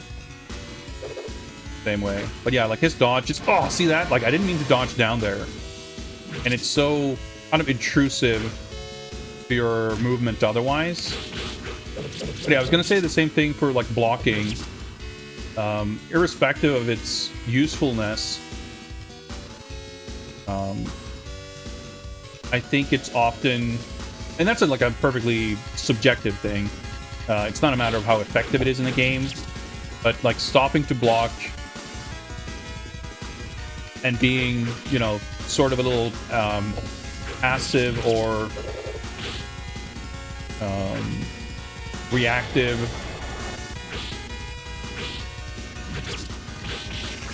Oh, of course. I was going to say, like, oh, did I always delete his life bar? But no, he got a second one. I'm less a fan of that. So, like, if you build your game around it, like Knights of the Round, which I would argue is maybe not entirely successful, but the best case I can think of a beat-em-up where blocking is, like, actually fun and doesn't feel like it's getting in the way of what you would want to be, you know, trying to do at any given time.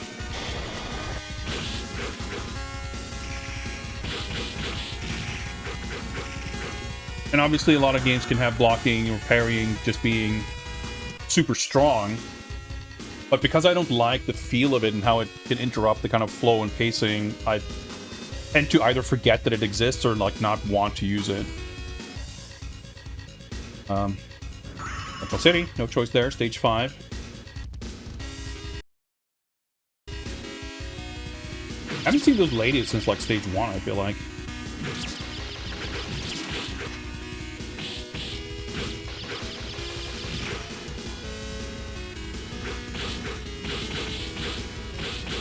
So let me just... Yeah, every character having, like, a full combo animation with each weapon is kind of nuts. Low force the wires. This game is very cool, for sure. It's just, like, a completely insane, like, fully overloaded game. There's just too much game in this game. Because I think it's diminishing returns like to the extreme, because there's like 8 playable characters. They all have like 100 million moves. There's like crazy amounts of stuff happening constantly. So like it's both on an aesthetic level and like mechanical level, it's incredibly difficult to parse and take in and appreciate what's there. And like you could easily take out half of it and not feel in any way like stuff's missing. Like you could take out half of it and it would still be kind of an overwhelming game. Yeah, it's definitely maximalist for sure. I'm very much just pressing buttons and mashing, and I'm just kind of trying things out.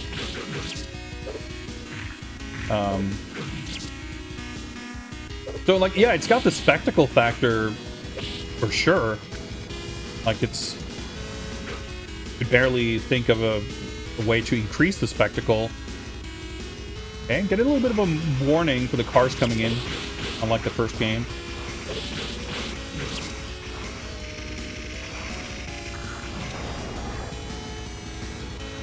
But, you know, I think it's both, obviously, from a kind of workload standpoint, putting all this shit in the game,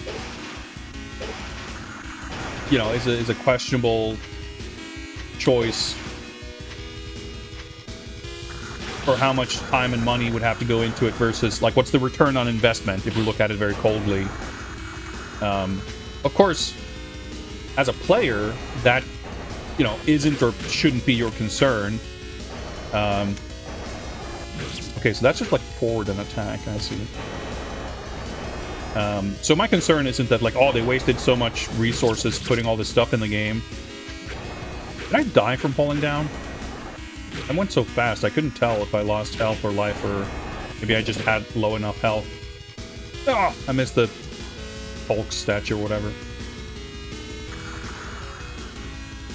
But I think this game goes to such extremes with its maximalism that it is, to my sensibilities anyway, detrimental to the game experience. Like, the game's cool, but I can't even fully appreciate the coolness of the game because there's like an overwhelming amount of it. And by stripping down, that's a cool effect with a full screen sort of window, not really obscuring too much, but still letting enemies jump into the foreground and having that cool glass shatter effect. How many was? You could strip out half of the shit in this game, and I would have an easier time appreciating the half of it that's left. And even then, it would hardly be a minimalist game, you know? And the thing is, like, I think we have a point of comparison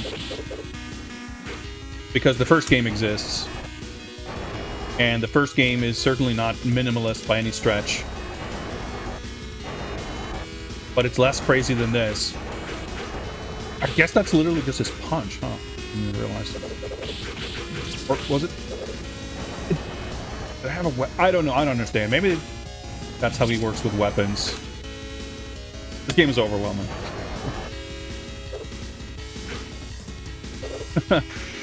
Either climbing up on the window.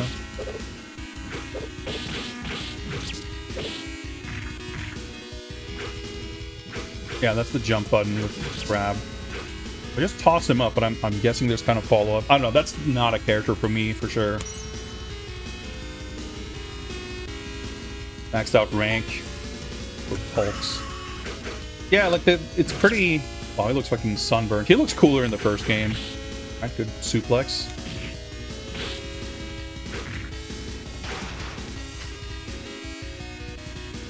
But he has... Okay, there's no... Right, the rolling works the same. Okay, he couldn't make it through the window. Got it. Ah, bomb. I think I did a back attack instead of throwing the bomb. That's what happened. I couldn't quite see because of the window. A guy got eaten, I guess.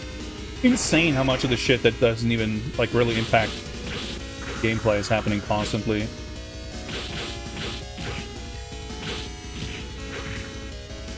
But yeah, like there's, and that's a good thing that there's like always enemies on screen and there's stuff happening. There shouldn't be a bunch of downtime. So that's not a complaint, but it just adds to the kind of overwhelming, or I guess you could put it this way. The game can be pretty, or a game can be pretty overwhelming just on account of you have to be on your toes and like fight back constantly. That's a very funny wake-up animation. So, pretty good. You don't need the game to add a lot of insanity on top of that, but this game does, and it like doesn't let up.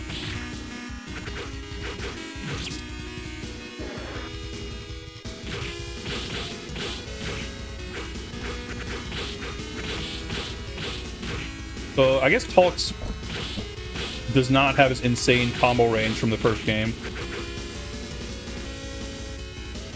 Yeah, I don't know. I kind of feel like, in a lot of ways, the pixel art is more refined in this game versus the first one.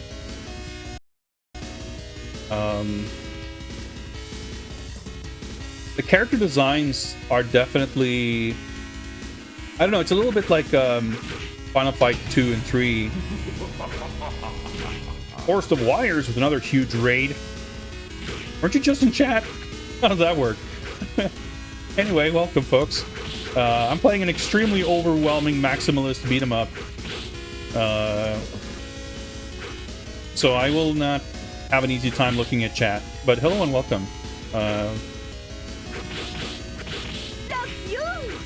Thank you for the follow. What was I saying? That's just this game. Just a constant barrage of what was I saying? What was I thinking? Hello, Ash. Let me pause. Hello, everyone. A lot of new names and faces here. My name's Jiggy. I'm from Sweden. I like beat 'em ups.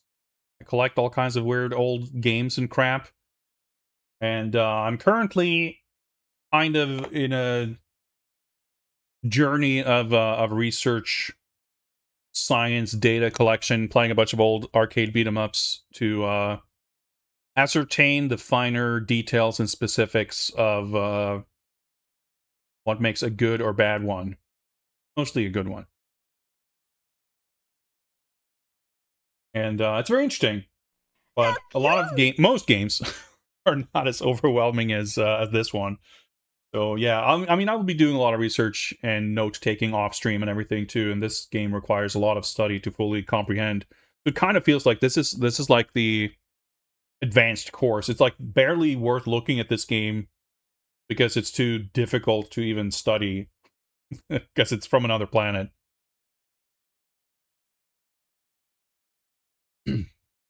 But it's cool. Definitely an enjoyable time just pressing some buttons. Powered Belva, also probably not my style of character. But anyway, as I was trying to say, I think artistically, kind of interesting. Side step works the same way, which is visually because it doesn't have the flip. Feels kind of different. Okay, kind of cool. This is like the first game. We'll get the pseudo boss rush of having the two first bosses, or like early bosses, repeat. Got the complete full eager alien wall instead of the penthouse office. This game has like 45 million special moves per character. So it's like trying to figure out what the... No, my fish! I need robotic sustenance. Oh, look at that.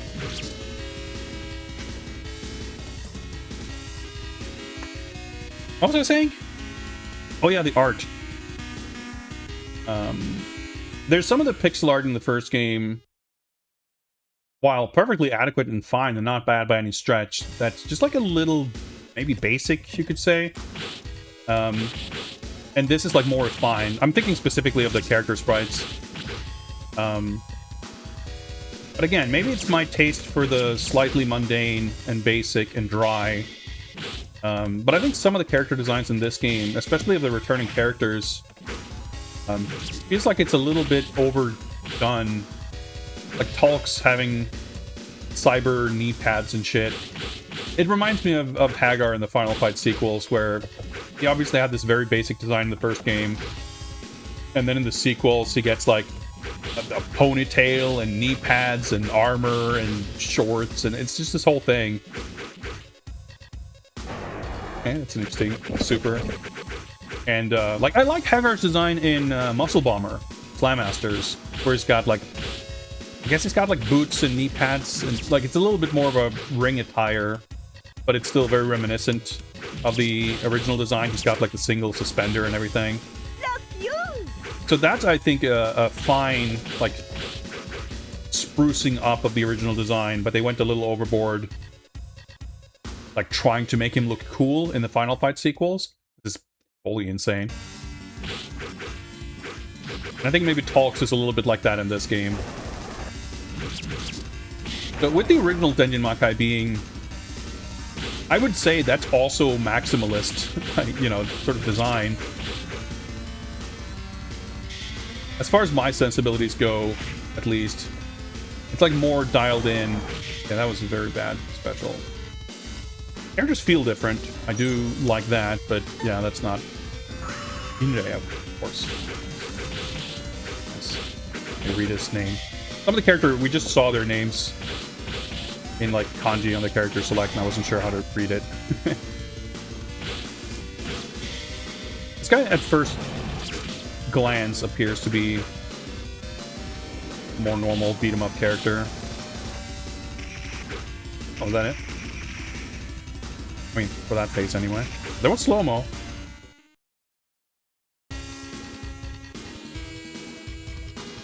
Final stage completed. That's a strangely low-key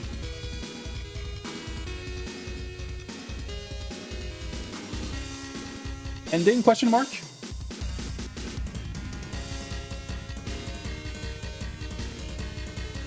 I mean, this is cool. It's interesting. Yeah, okay. That roll. Denjin Makai 2. I like the like 2-pixel furigana for the logo.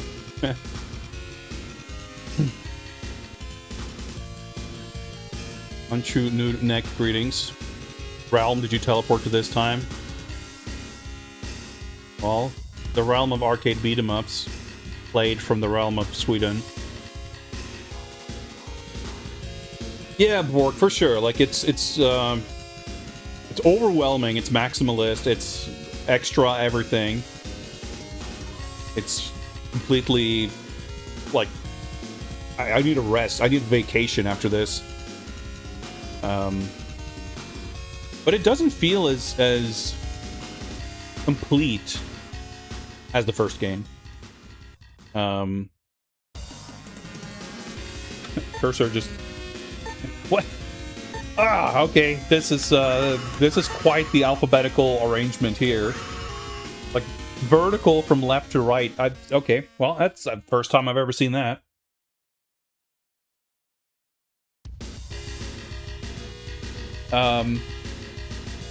Yeah, like the production values for a lot of things in this is like completely crazy.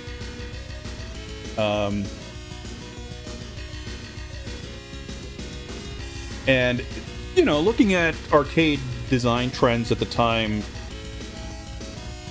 it's not unusual by any stretch to see things getting sort of trimmed down in order to kind of maximize credit efficiency.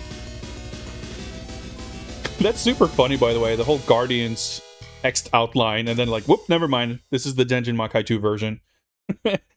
That's a great example of something that feels very strangely like unfinished. To have this big old elaborate intro, but then it transitions to the title screen. But it's like, well, it only looks correct in the overseas version. The Japanese version, it just looks fucked up.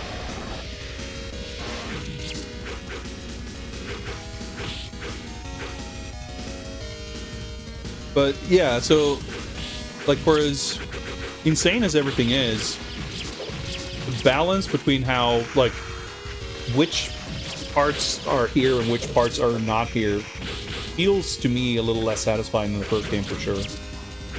But yeah, looking at sort of fighting games, for example, you know, by 1995, you definitely would not have bonus stages in a fighting game anymore. I mean, in fact, most fighting games didn't really bother with score at a certain point.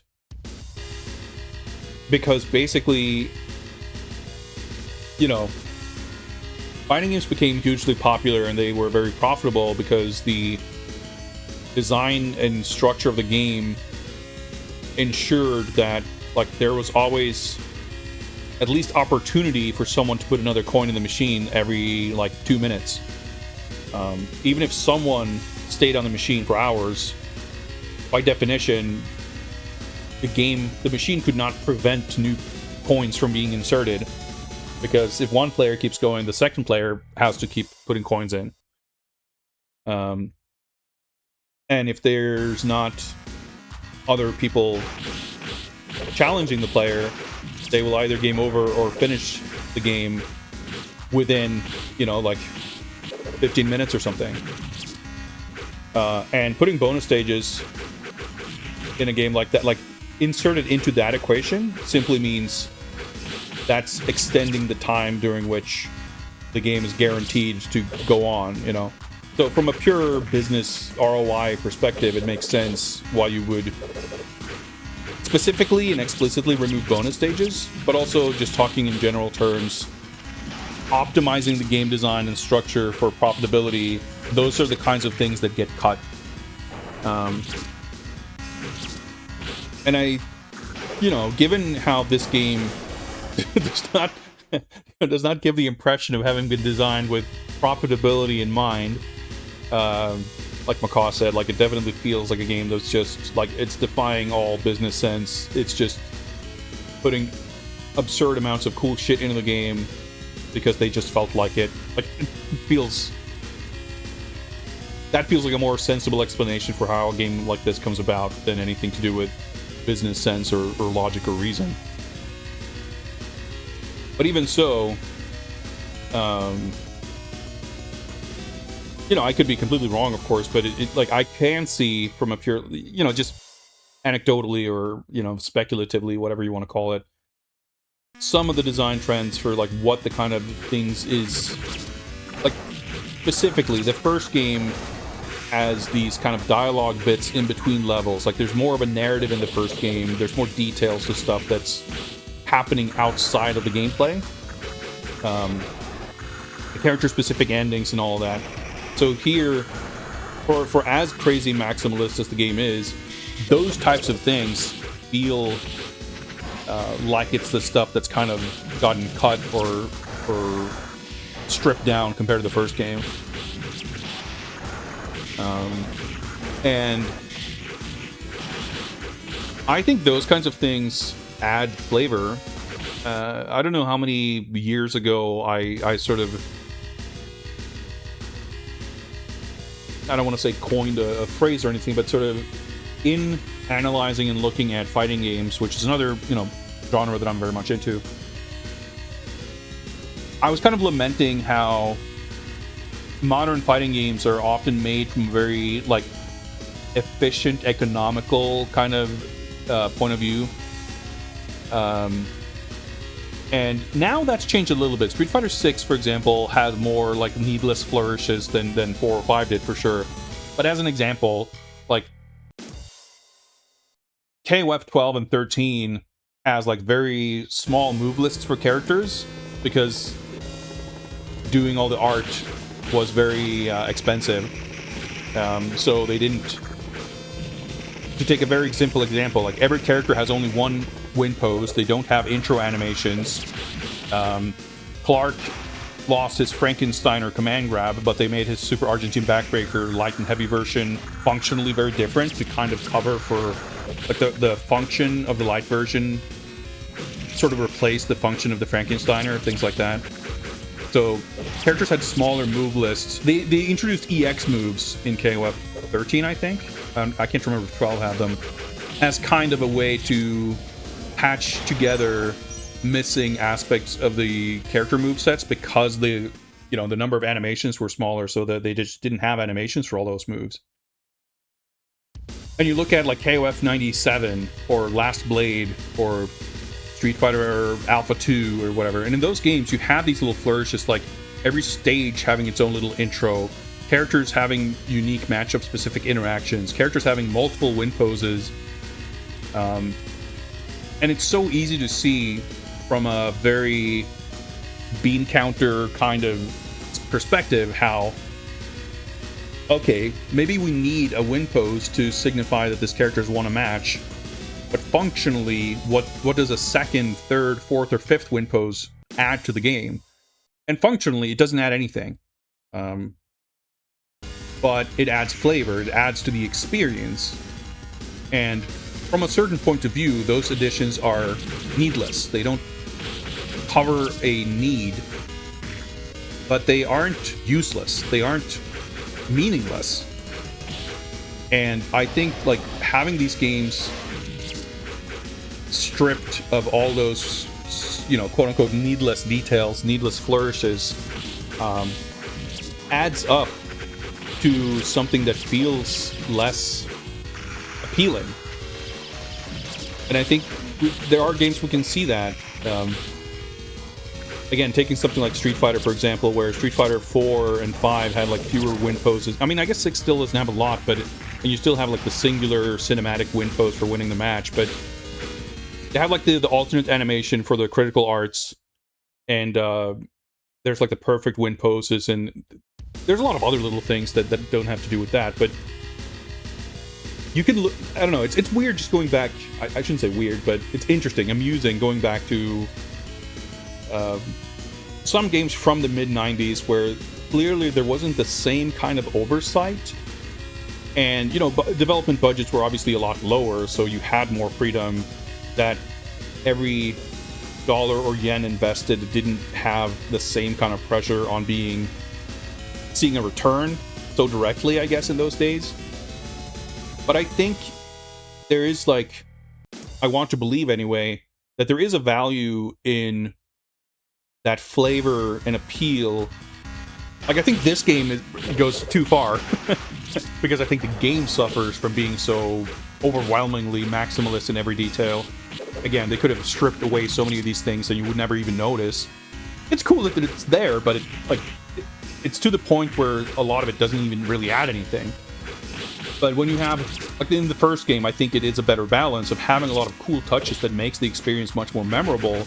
And even if you can't measure that in, like, one-to-one, this specific animation added this specific amount of value or player retention or whatever, it adds up to a game that has those things versus a game that doesn't. And it's just interesting to observe, because I think this game is such a rare example of a game that kind of has too much of that thing, where it gives you a little bit of a buffer to say, when you have none of it, it's very dry and boring. Then you have like Final Fight 2 or something in the context of beat-em-ups. Then you have some of it. You have like Denjin Makai 1. You have like, I don't know, The Punisher. And then you have too much of it. You have Denjin Makai 2, and it's like, it's overwhelming. There's a lot of things, Hummingbird, for sure. Like, there's... you could argue, I think, that there was... Like, Street Fighter V launching in such a terrible state was a little bit of a pendulum reaching the end of its swing, where that clearly... Like, no one liked the game having such an emphasis on that, like no offline or single player modes and everything. And Street Fighter 6 obviously went in a very different direction. So I think my perception anyway is that there was not necessarily a pure focus on competitive play, but it aligned, you know, there's kind of a dovetailing of, you know, these are our dedicated players that we want to appeal to, and they don't necessarily care about such and such, so we can keep it kind of pure. But at the end of the day, like, that's still such a tiny piece of the market that it doesn't make sense to only appeal to them. I think it's just as much a case of even to other types of players. These little flourishes, if we can't measure the effect and the return of investment on them, then we can't justify them to the same degree. And maybe now, we want to keep development costs down, and looking at things like Mortal Kombat or Tekken 8, Street Fighter 6, whether you think it's successful in what they're doing with all these different things. My take on it is that there's maybe a bit more of a recognized value in not having such a bare bones approach, that like these intangibles, these kind of needless flourishes actually do have a value that, through a couple of steps eventually does lead to a kind of return of investment. I mean, I don't know. I'm a layman. I don't have insight into the decision-making process in any of those companies, but as a consumer, for everything I like or dislike about Street Fighter games, for example, I think Street Fighter 6 has a lot more flavor and flourishes than 4 or 5 did, and I appreciate that.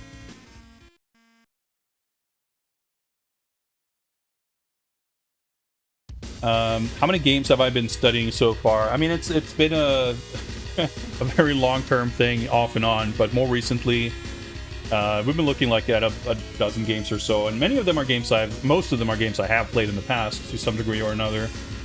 I mean, even this game, I'm sure I credit-feeded my way through this when it was first emulated, however many years ago. But I'm not very familiar with it, so I'm essentially coming to it more or less blind.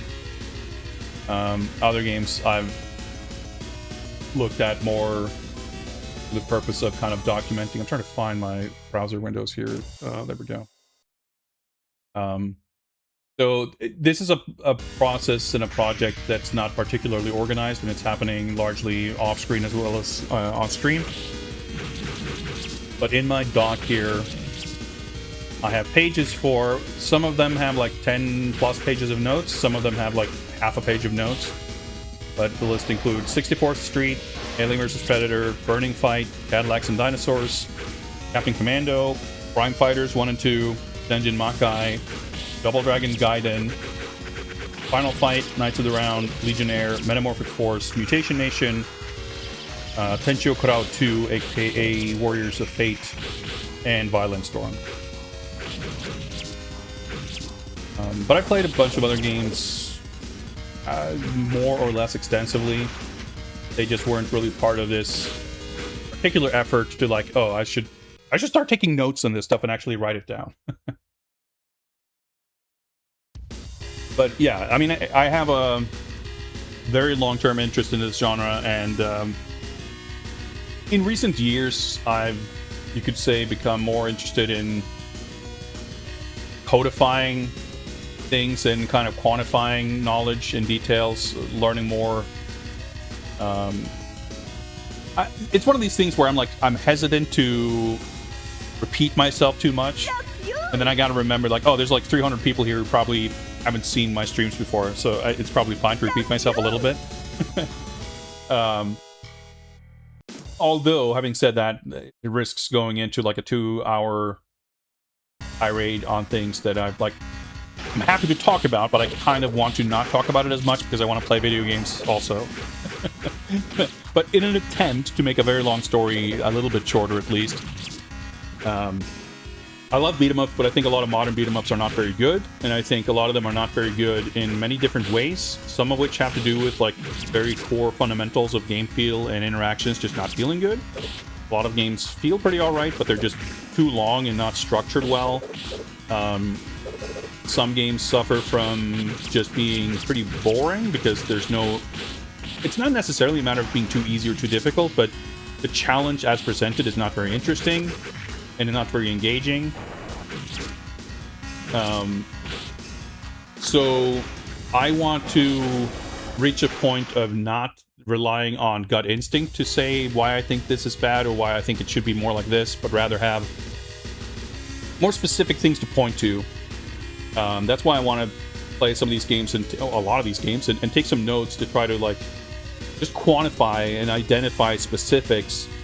I can play Final Fight 2 and say, oh, you know, this game's fine, the controls are good, but it's boring.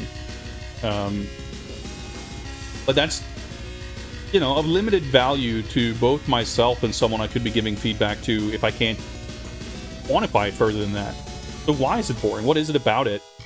And I don't have a lot of specific details and data on that in particular, but I can say from my recollection of playing that game and comparing it to others, you know, there's not a lot of visual interest happening in the levels. The pacing of things is pretty samey throughout. You fight the same kind of waves of 2 enemies at a time.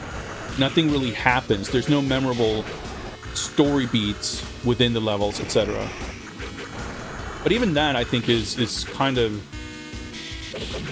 not speculative, perhaps, but it's kind of anecdotal, and it's kind of like those are the kind of details I would like to have data on and just kind of break down. The other thing that kind of informed this was, you know, a long-standing issue I've had with. It's connected, all of course, but I feel like there's a high degree of genre illiteracy among people playing these games, among people reviewing or talking about or otherwise assessing these games, among people making these games, where there's a dismissive and kind of ignorant attitude towards, not necessarily you know, in a kind of deliberate or confrontational manner, but, you know, that's why I call it illiteracy, because it's not a matter of animosity, just a lack of awareness of arcade game design principles and sort of what goes into making these games and why they're good and what the actual appeal of them are. Because a lot of people will call these types of games just mindless, brainless, button masher, quarter munching, you know, high school bullies of a game that's just has no interest outside of stealing your money. So they're designed to be impossible, they're designed to be brainless, they're designed to be about nothing more than mashing a button. And there are probably games like that, but most of them aren't. And it's the kind of thing where if you have a preconceived notion that that's what these games are like, it's very easy to get that notion validated because you can play it that way and not get anything more out of it and conclude, well, I guess that's what these games are. And I feel like going against that kind of perception requires me to have a better leg to stand on than just saying, nah, that's not right. So being able to kind of quantify the specifics of why, I mean, I can talk to why I find them appealing, but I feel like it's helpful to be able to break it down into a bit more of a specific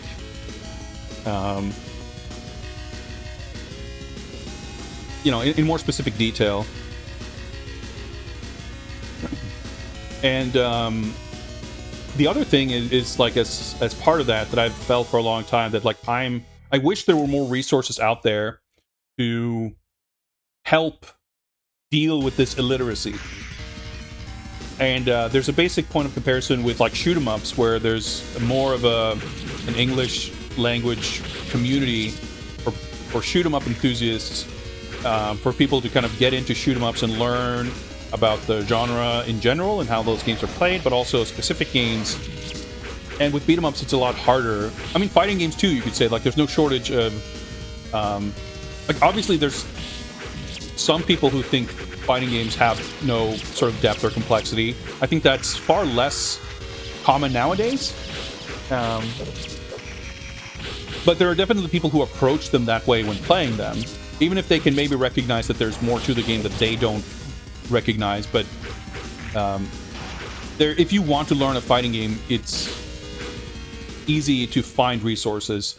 The games themselves nowadays will either point you directly to those kind of resources, have resources within the game, or at the very least, like, have the extent of all the different system mechanics presented within the game, so you can kind of understand that it's there.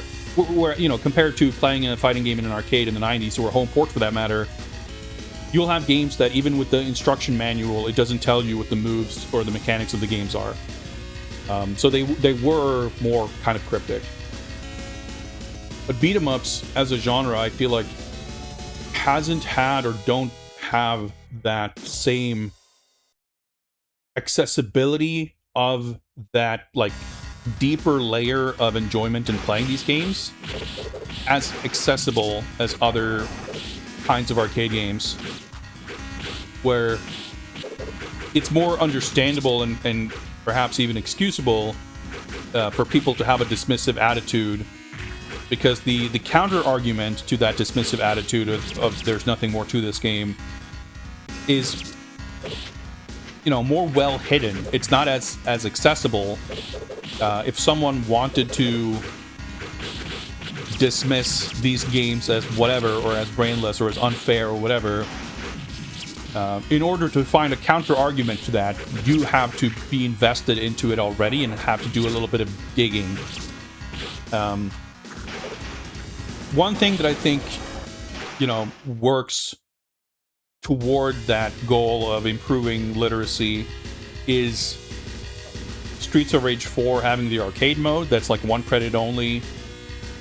The game makes it pretty clear that it's intended for you to be able to play the game in that way, and whatever. You know, one problem for sure with a lot of beat 'em ups is the only way these games were available to people, whether it's in arcades, through emulation, home ports, or you know, contemporary home ports, or sort of collection emulation packages, whatever, that you would see them in today. Most of the time, at least currently, for sure, they would be kind of funneling players towards credit feeding and like a play style where you don't really care. You can kind of do whatever because there's no punishment for failure, because you can press a button to insert another virtual coin and just keep going. And generally speaking, you can play through a game that way to just see everything it has to offer in terms of environments and spectacle. But if you approach it that way, again, like that feeds into that perception of that's all there's to it. You do it that way, you pay a virtual $10 or whatever in credits, and then you get to the ending, kind of like I did for this playthrough, and you go, wow, that was cool. Okay, that's that, moving on. But that's not where the depth of these games exists. It's in the challenge of learning how to play it properly and you know, the mastery of it and everything. But if the game structure itself doesn't invite you to play that way, if you don't have the awareness or kind of frame of reference to instinctively want to approach it that way, and the game is not making an effort to invite you to play that way, of course, most people won't. And that's why I think it's valuable to have a game where it can kind of teach the player that, hey, maybe you should try to not use continues and see how far you can get. Let's see if you can improve your mastery and get further on each attempt. Whatever. And like, that's not a fully alien concept. It's certainly not the mainstream idea of how game progression works the way it was 30 years ago.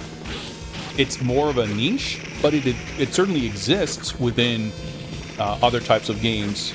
And that's the thing. Like, I think people are conditioned by decades of game design norms, console game design norms more specifically, to expect progression and challenge to look a certain way. And in a more conventional arcade game design paradigm, it looks a different way. And when you released a game in an arcade in the 90s or the late 80s, there was an understanding among the audience that that's how the games work. At least more of an understanding than there is now. But because you would be primarily releasing a game to an audience that does not have that frame of reference, they do not have that experience, and that is not the status quo, the environment within the game that the game exists within, you have to, like, putting a cabinet in an arcade 30, 40 years ago, the context made it self-evident how the game works and how the challenge works and whatever. Like, there was no, that's just the way it is. And, you know, just obviously the fact that you would have to pay per credit means that there's a different type of investment. That means you can quite naturally arrive at the conclusion yourself that, well, I can continue, but the game's only getting harder and harder, so, you know, I'm getting kind of less, maybe value, less play out of each coin, so let me instead start over. And you could quite conceivably get to just wanting to play the game over from the beginning every time to improve at it, to get more play out of each credit. Like, that's not an artificial design constraint. Like, that's a pretty natural way to want to play these games. And a lot of them are designed with that in mind, and that's how they are designed. And the credit feeding thing is kind of a... I mean, you know, even the ability to continue wasn't a given. That sort of became the norm in kind of the late 80s. And even then, a lot of games had limitations on continues, or they were more kind of checkpoint based. But the ability to kind of just drop right back in where you were, I think you could definitely make an argument that that's to the detriment of the genre, in the sense that it encourages this kind of brain disconnect of not caring about the game. You know, to the benefit of instead being, in a way, more accessible and more approachable. And, you know, maybe there's data, or maybe there's an instinct that if we let people credit feed their way through that, and I think it's different for different markets, but, you know, would TMNT and The Simpsons and X-Men have been huge successes in America if you couldn't credit feed your way through it? Probably not. But American arcade culture and Japanese arcade culture, and by extension, like, design ethos were very different for sure. So anyway, to try to put some kind of a bow on all this, my point is, like, I think there is a path forward of education, enlightenment, and, like, improved genre literacy. And I have felt that, like, who am I to try to teach people? I don't fucking know. I'm no expert. I just like these games. And I feel like it would be presumptuous of me to try to explain these things, because I don't feel like I know them very well. But I've kind of reached the point, I guess, where, like, I'm not working on this specifically to be writing, like, a series of articles or making YouTube videos or educational material or strategy guides or anything of the sort. But I would still like to work towards that direction, and I kind of feel like, well, fuck it, if no one's doing it, I might as well do a bad job of it and do something, and someone who knows better can come around to educate me and others. Like, if I can provide some kind of educational material that raises the level of literacy, or you know, can engage or interest someone to reach a better level of understanding, while at the same time pissing off people who know more than me and say, no, you got it all wrong, this is how it is exactly, and kind of trick them into doing a better job than me, then mission accomplished all around. What's up, Juno? So that's kind of part of what's motivating me to put in this kind of science research data collection effort.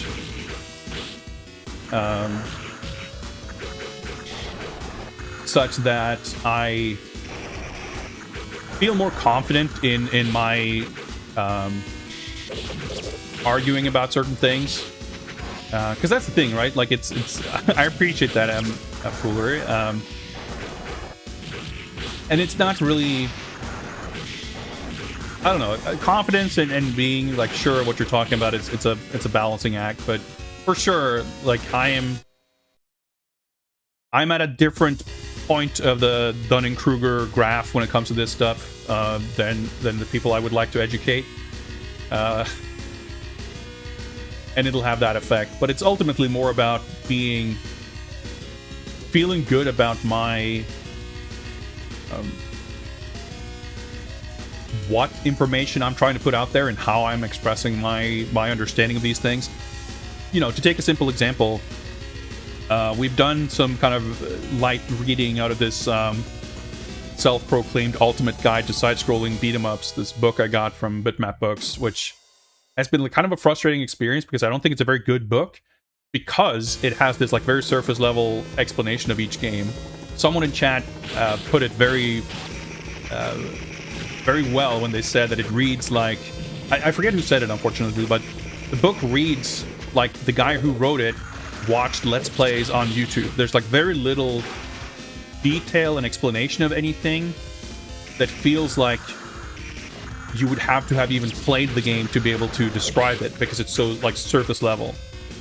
And I feel like, man, I wish there was a book that actually explained stuff, but I don't feel like I could write it because I don't have the, like, I have like a good enough level of understanding to look at one sort of analysis and say that's incorrect, but I don't feel like I have enough meat on the bones to really properly correct it, you know?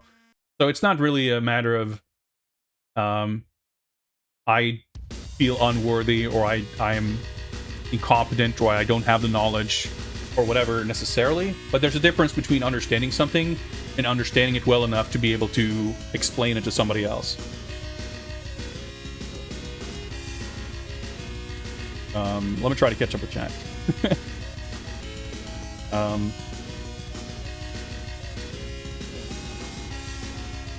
Up Tannen Rada. Yeah, I mean, I think it's an attitude issue for sure, and I agree that like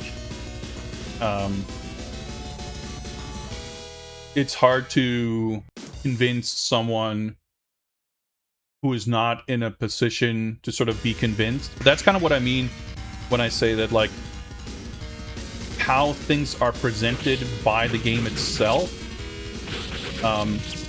Like, yeah, you could write a wiki or a manual or a thesis or a manifesto or whatever and put it in a game, but most people wouldn't think to read it, right? Especially not someone who, like, it takes a very special kind of person to go into a game like that and say, oh yeah, I want some brainless fun, and see like, oh, there's a manifesto option in the main menu. Oh, sick, a 40-page essay?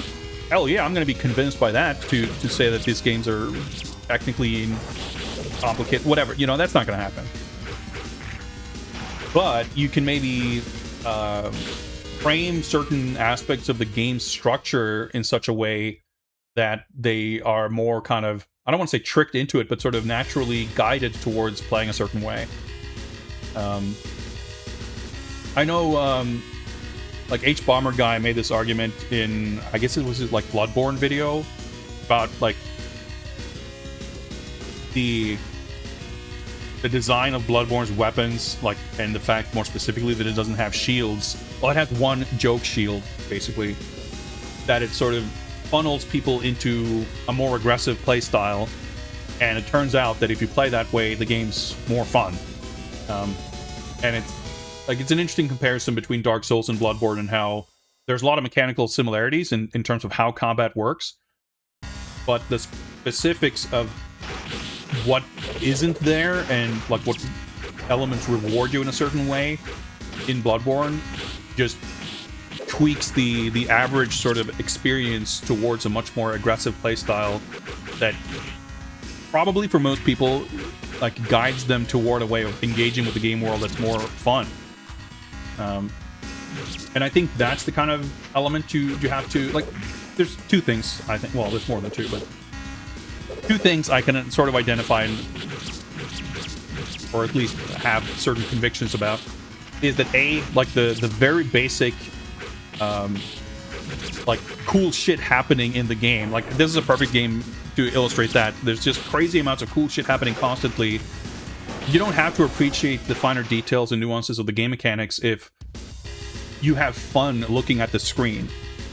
And I think some modern beat-em-ups go for that, and that's kind of the extent of it, because that's the only thing that they think these games are good for. And even then, many of them don't do a great job of it. But the other, again, is more about, like, the getting to be invested in the game experience by being encouraged to play in a certain way, and having fun with it because it's engaging in its own right. And I don't know, there's a whole universe in itself, but it's very tiresome to me that a lot of these games that I happen to really like have a very dismissive attitude around them. Well, not the games, but, you know, people have a dismissive attitude towards them. And I like to learn more about games myself. I'm very passionate about game design, but I also want to equip myself better to do game design, to talk about game design, to educate people, and to figure out how to design a game that can better educate people. Again, like, I love watching essays and GDC talks and whatever about game design, but I mean, to a degree, I think there are people, because there's so many people making games who presumably are interested in GDC talks, etc., that, in my mind, don't seem to have these things unlocked. There's an audience as far as education in that world, but at the same time, like, just figuring out how to make the game more fun. I don't know. I digress. So anyway, yeah, that's that. Hello, thanks for raiding. Welcome. I had the thought to play more of this to maybe try the other levels that we didn't get to play. Because that's another weird thing about this game. The first game also had level route selection, but you still play every level. This game just skips 2 levels because you get a pick and you only play one of them, which is like kind of crazy. Because, I mean, it's good. I don't think the game would be better if you played every level because it just makes it longer. But if the game's 5 levels long, I feel like it's fine to design 5 levels. You don't have to design 7 levels and then you just skip 2 of them.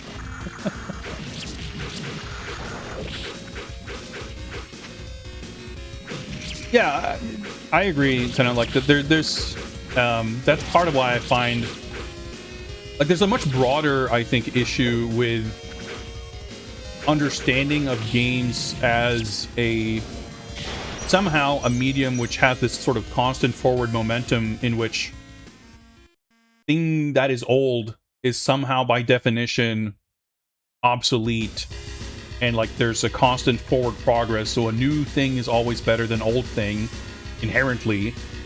I don't think that perception is as universally accepted today as it was maybe 10 years ago, but it still lingers a lot, and it's still very common, I feel like, among people who you would think would know better to talk about things in that way, where they can be like simultaneously appreciative of very arcade structured games or have nostalgia and love games that are old, but then in kind of the same breath call Scott Pilgrim a great evolution of old beat 'em ups or whatever. And I think, yeah, certain genres like have the respect that people know better than to be like, people can be dismissive on a subjective level of saying I don't get the point, or I don't care about CS or Valorant or whatever. But people know better than to say, oh, those games are stupid, you just point and click, you just shoot. Like, people understand that there's like skill expression and there's whatever, there's depth. Whereas a game that doesn't have, like, people don't have exposure to, and that's what I mean, kind of the whole community thing, and like the only way you would be exposed to the idea of playing a beat 'em up or any other arcade action game for a 1cc is like if you're already into that world and into that idea.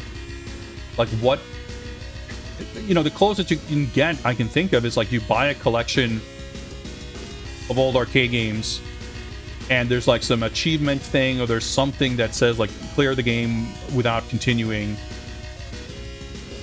Achievements in general is something that sort of connects to that old way of playing games. But even then, I feel like most people seeing an achievement like that in a game would kind of instinctively dismiss it as this like psycho thing that's analogous to these early Xbox 360 RPGs that just had like, oh, here's an achievement for bringing every character, or like one achievement each for bringing your characters to level 99, which is just like a stupid pointless grind or whatever. So like, even having that isn't maybe enough to make people go, oh wait, maybe there's something to learning this, maybe there's something here. It's an ongoing struggle and a journey for sure. Anyway, maybe we should play some games. I mean, there's homogenization of action games for sure, with like people expecting there to be 12 buttons and blocks and parries and dodges and whatever. And I mean, Cosmic Invasion is a great example of that sort of infecting. Like the purity of gameplay from a beat 'em up is like barely present in that game. Like that's the thing. I don't think a game like that can breed a new genre of or a new generation of beat 'em up enjoyers, because there's barely any beat 'em up to enjoy in that game. There's great animation to enjoy. There's a lot of cool shit to enjoy, but like, if somehow you find Cosmic Invasion a really fun, engaging, enjoyable game, if you then go to a game like this and also enjoy it, I feel like that's like almost pure happenstance. And yeah, I don't know. Anyway, that's why I'm playing a lot of beat 'em ups. Well, I guess Zero Team. We couldn't play Zero Team. Let me go back to my notes here real quick. I should take another short break before we jump into another game. But I need to do some off-stream prep before we can check out Zero Team. I have a bunch of other games on my list for research, and I do kind of, at some point or another, want to check out the other characters in Denjin Makai 1. But maybe that's for off-stream. Combat Tribes? Yeah, I was definitely considering doing more Tenchi 2 work.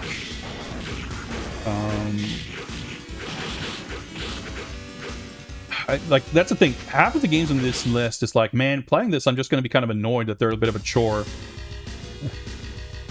Yeah, I was planning to play Zero Team today, but it turns out I didn't have there's some like ROM mismatch or something. I don't have the game ready to go, and I don't... I mean, technically, I have it on my Switch, but I can't be fucked fixing the... I don't have a... Yeah, that's too much effort to get that working. I'll get it up running another time. I'm not overly concerned, Jody, about the filtering. But if two people in chat are like, man, you should turn that shit off, then I guess I can do that. Fine. So Zero Team will be investigated at some point or another, but not today. But yeah, the Combat Tribes is kind of a... Like, I know that it's going to be a chore. Maybe we don't have to play through it. I don't know. I'm tempted to boot it up. It's not exactly a replacement for Zero Team, that's for sure. But I might just do a Tenchi 2 run. We'll see. I'm going to take a short break first anyway. Before we invest into... 40 minutes of beat 'em up and an hour and a half of ranting. I need a short break to power up. So we'll see. Maybe Tenchi 2, maybe Captain Commando, maybe more exploration. I'll figure it out. Wrote a gigantic work dump about the importance of games history as foundational knowledge for modern devs, but I erased it. You're welcome. All right. Thanks.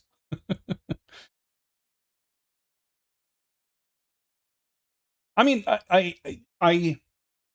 I would like Predator's Revenge and Cosmic Invasion to be a gateway, but I think that currently there's like work to be done, whether it's in games themselves or community or just like educating people in the way they talk about these games and appreciate them. Like to bridge that gap of getting people on board. Like I said, I think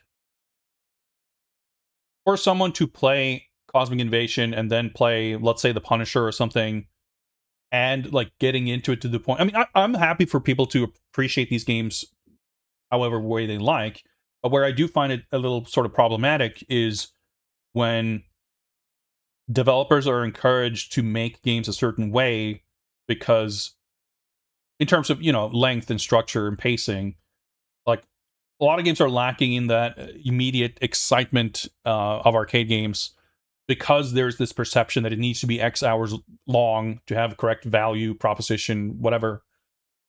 And the bridge of like having played Cosmic Invasion and not finding it a boring slog, but actually finding it cool and fun, to then go to The Punisher or something like that and not feel like that game is too short or boring or whatever.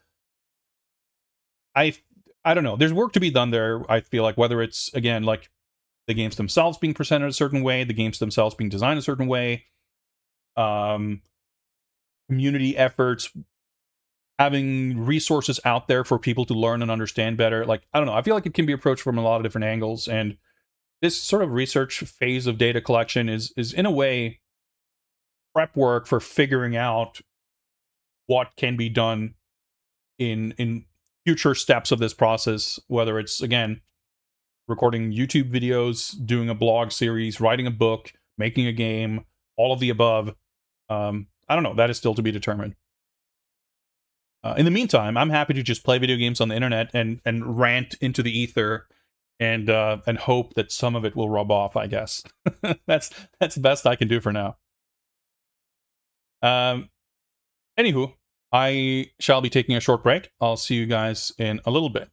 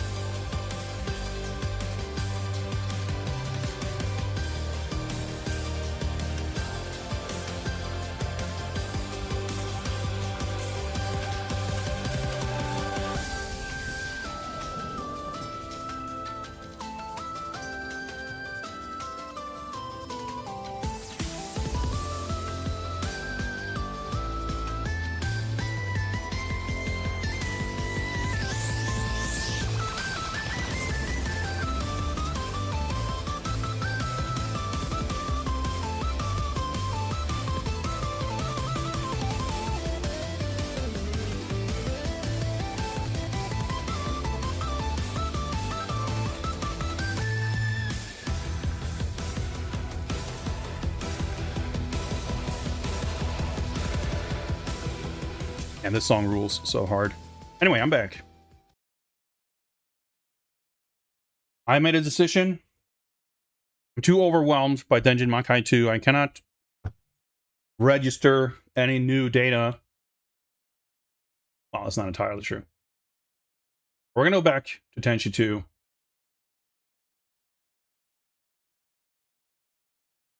And we're going to see how we can do at it.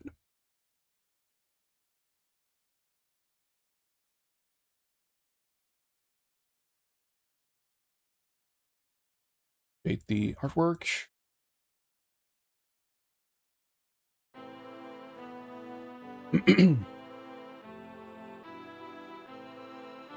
So as mentioned, I didn't really put any time playing this game, but I did some research on this game off stream. Oh yeah, I guess I can I do that from here? Oop.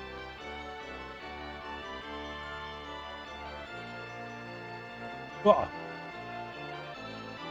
How does MAME work? There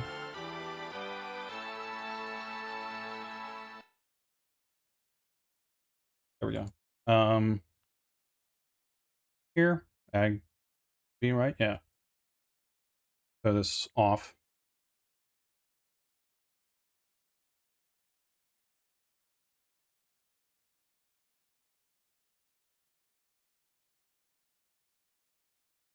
Make at least a few people in chat less mad. Was I in the middle of saying something? I feel like I probably was. Oh yeah, I was playing this off stream a little bit, and I've been looking at more specific things like I got some Lua scripts for like hitbox viewers for some of these games. I wish I had one for this and a few other games, but I've been trying to study like hitboxes and frame data and those more like technical intricacies. Because that's one of those things where I feel like it's such an obvious thing for like, all right, I'm making a game in an established genre, and I want to make it feel good. I feel like the extremely obvious step one is like, okay, let me look at games in this established genre that I know look and feel good, and, you know, let me reverse engineer what they did so I don't have to do a bunch of guesswork. Huh, that's interesting. He's like jumping in from the cliff. When you actually start playing, you start with a horse. I don't know if that's different in 2-player or 3-player play or something.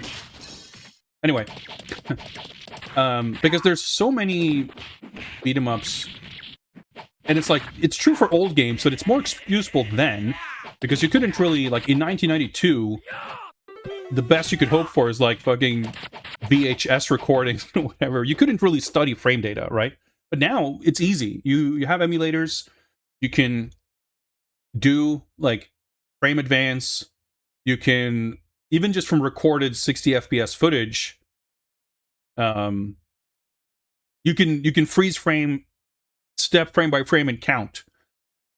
And even then, like, it's so common for games to clearly not have done that work because they just don't feel good.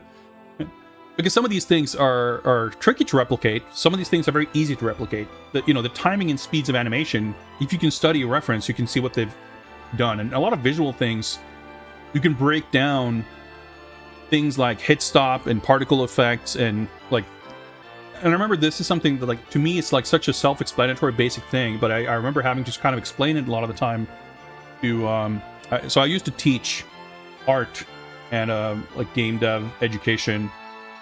But I did a lot of, when they had like game projects making stuff, of course, I would give advice and input on game design and the development process in general. And it was like always this thing of like, hey, here's a cool trick. If you want to make something that's like something, look at the thing you're trying to replicate and don't just like glance at it. Zoom in, look at it frame by frame, dissect it, break it down into its components, and figure out like what they are, and try to replicate the components and see where you're at. Like, I guarantee you, even if you want to do something differently, it's going to be so much faster for you to copy this one-to-one first and like tweak it from there than use your intuition, having never done this before, and just guess and you know, try to get it right. So from that point of view, I've been wanting to like that's a perfect example. Like, it's not necessarily a piece of advice that I can give to someone making a beat 'em up. So it's like, oh, the jab should be 8 frames. But having looked at frame data, I can see what the range of timings might be between different games. I can see how they built things to make them feel a certain way. And at the very least, I've gone through the process of looking at it myself, and I could, at the very least, say, hey, you should look at these games in this way, because you're going to learn things. I did, and I learned a lot.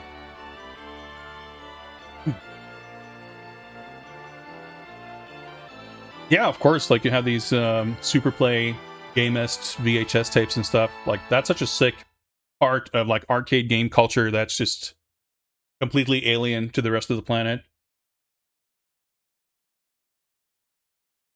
So, as an example, I looked at frame data and hitboxes in Final Fight and some other games. That's interesting. I was wondering how the weapons would work with the guys that have swords that just pick up a second sword. And I was actually a little surprised. I thought it was very interesting to learn how the combo works in Final Fight. Like, I knew some of it. A lot of it I knew instinctively. But specifically, that in Final Fight, part of what makes the rapid jab so strong and feel so good is the jab for all 3 characters, the basic punch, has, like, you know, startup frames and then an active window where it actually will connect. And as soon as the punch reaches the first active frame, whether it hits or not, you can press a button, or the same button, and the attack will, you know, it cancels into itself on any active or recovery frame. However, the game does not register inputs during hit stop. So when you land a punch, you do have to wait a tiny amount of time for the hit stop to end, but after that, there's like a relatively large window where you tap the button and you just immediately cancel into the next attack in the combo. And I was, like, kind of surprised, because I would have thought, like, it kind of makes sense, because a system to sort of queue up attacks would be a little more sophisticated, probably, than just canceling, because you would have to read the input and then, like, delay the reaction, whatever. I'm getting pretty technical. I hope you don't mind. But, like, it's at the same time so obvious that, like, well, okay, no fucking wonder Final Fight feels like it's from the future, because it has, like, chain combos in 1989. And, like, yeah, other games didn't really do that. There's a lot of other stuff with, like, the fact that it has, like, multiple active frames and the way hitboxes work and hit stun. Like, yeah, Final Fight's from the future. And I found it funny to kind of realize that, because, like, we know it's not true, but it so immediately, like, pokes big holes into this, like, myth that combos in Street Fighter 2 were an accident or a bug, that they, like, whoops, what's this? And then, like, you know, the way some people would tell the story is, like, the developers didn't know that combos were in Street Fighter 2, and it was, like, discovered during playtesting or in location tests, and then they go, oh, this might seem like a good idea. Like, that's preposterous when you look at Final Fight and say, oh, it has combos. You know, it's clearly designed in a certain way. It's like, yeah, it's they Yoshiki Okamoto, I forget if he has, like, a specific credit on Final Fight, but he was kind of overseeing the design staff, and he was, like, the first person, I think, that Capcom hired specifically as a game designer. And you've had a lot of these other devs, like Akiman and Nin, always, like, hyping up Okamoto as, like, this mega genius from another planet, who, like, came in and, like, showed how game design actually is done. And he, I forget exactly when he joined, but I think it might have been, like, 86 or something like that.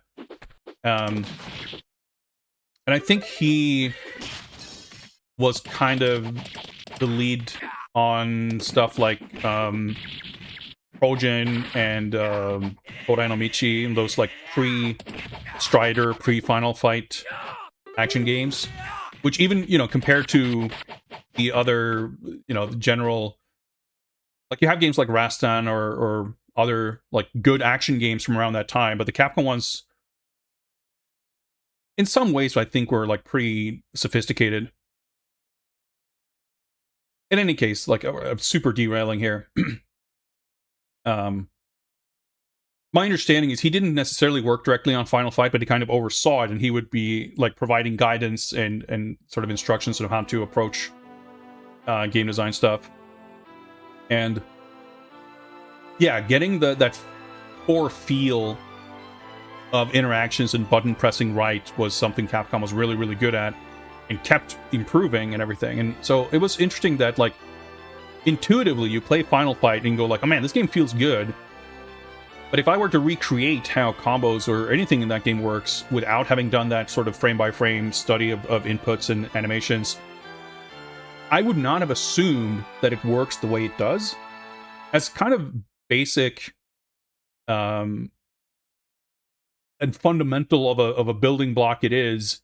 And again, like the way the combos work in Final Fight, like, again, as soon as you reach the active frame, so you can press the attack button and it'll cancel, and which attack it cancels into depends on the combo counter, which increases anytime you hit an enemy, and goes back to 0 if you whiff, which is why the Final Fight Infinite works, because the combo goes up, and you turn around and whiff an attack, and that resets the counter to 0, but that attack can also be canceled into a jab, you know, the other way, so you can kind of go back into it. And the reason why Hagar has a harder time with that is simply because his jab is much slower, and his combo is shorter too. He has to cancel he has to do one attack, whiff one, and then start over, whereas Cody can do 2 or 3 hits, and Guy can do like 4 before he has to like reset the combo counter by whiffing. But Cody also has like twice the amount of active frames on his jab compared to Guy, so like the cancel window even then is much wider. Anyway, it's a very obviously deliberate design to make the controls feel smooth and feel good. And there's a lot of other little details that I learned that I had not been aware of, like the jumping in Final Fight. Jumping has like a 7-frame startup window or something. You tap the jump button and you stay sort of crouched before jumping. And that pre-jump crouch, to do a forward or backward jump, you tap forward or backward, and you cancel the startup with a jump, which is like a very strange thing. And I don't think it works like that in any other like subsequent Capcom beat 'em ups. So that completely kind of went against my understanding of how the jumping works. The thing is, like, if you hold forward and you're walking forward and you tap jump and you hold forward for the entire duration of the pre-jump frames, when the game then forcibly kind of exits the pre-jump and goes into the jump takeoff, if you are at that point holding forward, you will get a forward jump. But if you stand still, tap jump, and on like frame 2 of the 7-frame jump window, you tap forward or hold forward, you will start jumping like before the pre-jump frames end. Yeah, so the back jump existing, I knew that. I know that you tap jump and then press back to back jump. Yes. But my presumption was that you press jump to start the jump, and you hold a direction during the pre-jump frames, and when those end, it determines based on the joystick direction which jump you get. But that's actually not how it works. Because you cancel the jump startup with a... Like, so you can't cancel into a neutral jump, because you can't press a direction to get neutral, but you can cancel this pre-jump. So, like, if, you know, let's say you wanted to just jump forward down the street, the optimal way to do it would be to jump and then tap forward when you land, because that would make the jump come out faster than if you just hold forward and tap the jump button.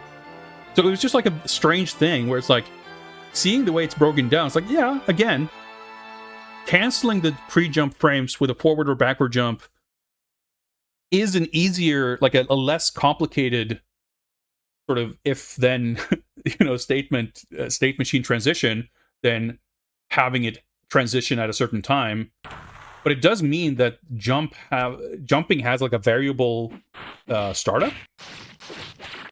For a game like this, that's not a big game balance issue necessarily.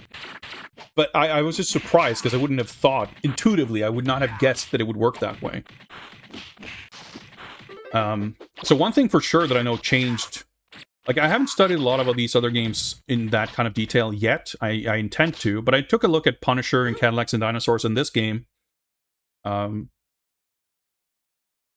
varying degrees, not really in depth. I haven't really looked at any of the enemies or bosses or anything like that, but just kind of mapping out the core interactions of the player characters.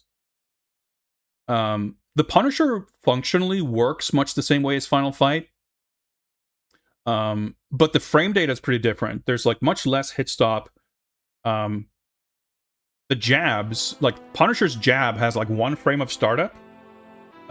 Cody's jab, I think Cody and Guy have, I forget if they have the same startup frames. I think they have the same startup frames for the jab, but Guy has fewer active frames or something. But they have like 4 frames of startup or something like that. And Hagar has like 10 frames or something. So Punisher has 1 frame. And the Punisher's jump is also 1 frame startup versus Final Fight's like 7 or 8. So there's a lot of little things like that it's a pretty big difference.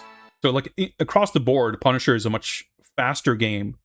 Like a lot of the actions just have fewer frames. Like it goes faster that way.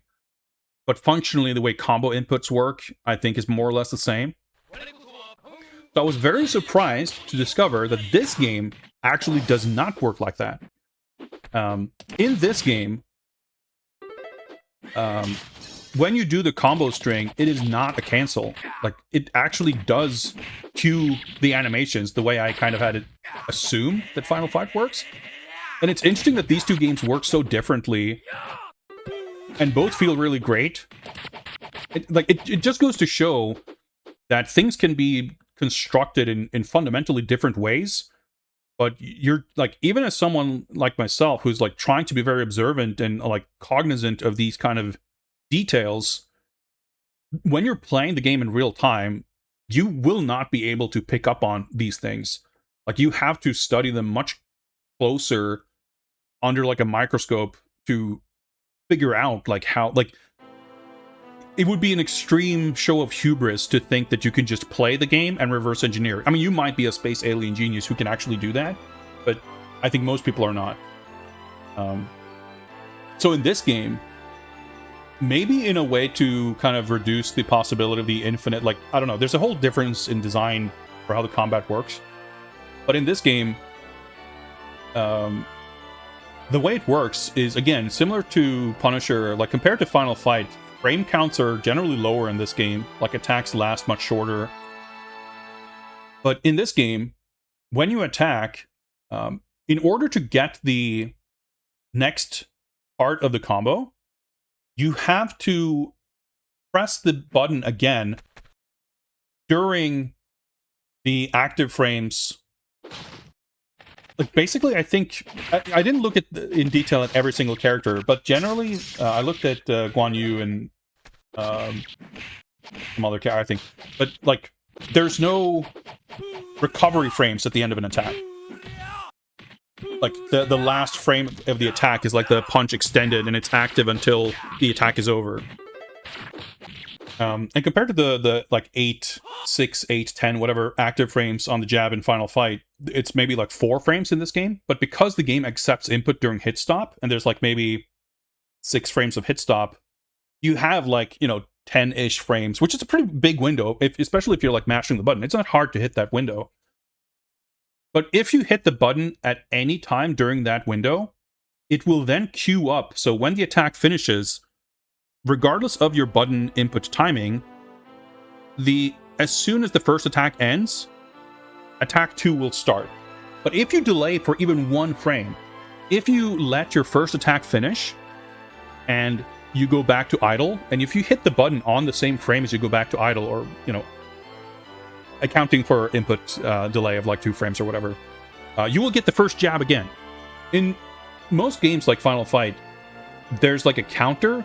So you hit someone, and you stay where you are in the combo progression for like a split second, so that if you do punch number 2 on a guy and you turn around and you press the button again, you get the third punch in your combo string. But in this game, that there is no timer. It resets instantly. So you can actually just do jab like over and over. But hit stun in this game is super short. So like I'll show you because I found this very interesting. So you can't infinite enemies in this game because of the way the combo works, but also because hit stun is much shorter. But you also cannot turn around during a combo string. In Final Fight, you can, and in a lot of other games, you can turn around in the middle of a string. But in this game, you cannot do that, the way sort of canceling works. So how you sort of line up multiple attacks. Yeah, I'm sure this game has its own tricks, but like, I was so expecting Final Fight to be the foundation for the mechanic design of those kind of interactions that, looking at the Punisher and Cadillacs and Dinosaurs, it seemed to like be very much built off the same template. That I was very surprised that this just was built a different way, because it feels like they solved it with Final Fight. So it's interesting that they took a totally different approach in this game, and it makes me very curious to look at the rest of the Capcom beat-em-ups to see if there are other games that do it like this, or if this is like this one single outlier. Because I think Guan Yu is very fun in this game. And his punch combo feels super good.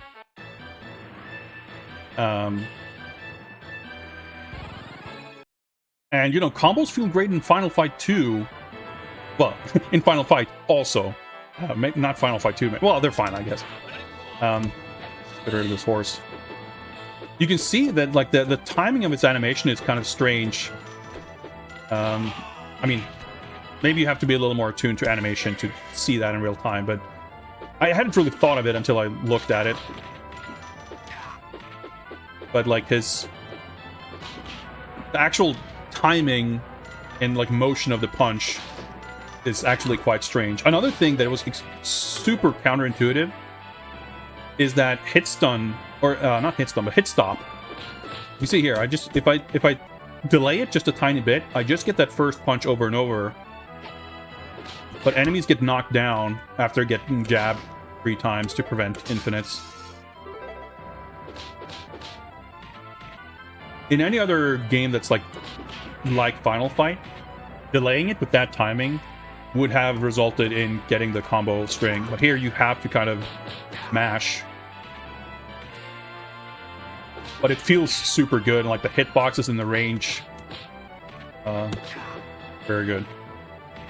Mudbound, basically I just used frame advance in main and counted frames. Just first-hand trial and error and experimenting, basically.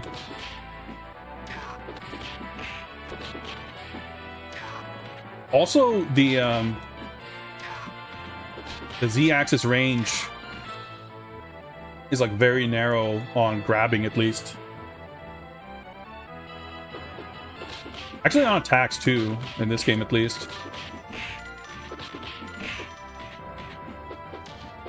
And also that Guan Yu's throw, like Guan Yu is that was something that wasn't clear to me when I first played this, but I understood it better after I'd played the other characters.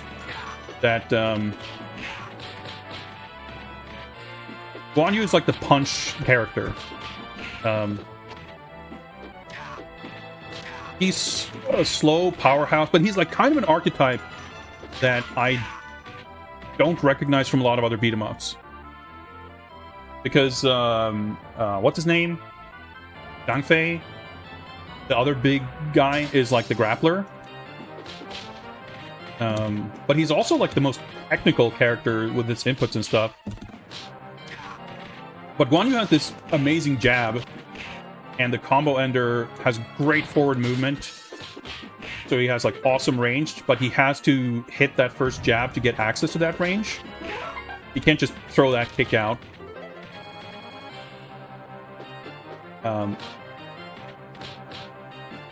But he cannot He cannot walk with people as he's grabbing them. He lifts them up. Visually, it looks a bit like Hagar, but you can't walk around with them.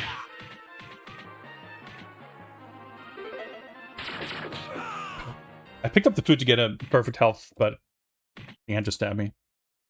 Like, he lifts them up like this, but you're still stationary. He does have a jumping power bomb. But it's really weird. Because it's like, you can't jump while grabbing someone. But if you grab someone and press jump, then attack, he does this, like, hand... I'm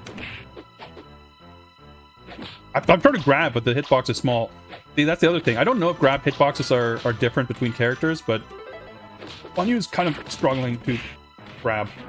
It's falling apart. I didn't want a sword. See, so see, the splash radius on that powerbomb is like dog shit too. Yeah, if someone's gonna like reverse engineer physics by looking at recorded footage, I guess it would be John Carmack. He's definitely a space alien. Accidental down-up inputs.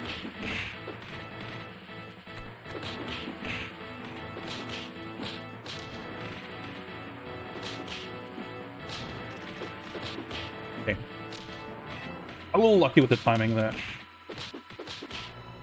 See? He was knocked out of my range, and that made the next hit of my combo not come out. Because I wasn't able to, like, cancel into it. And, see?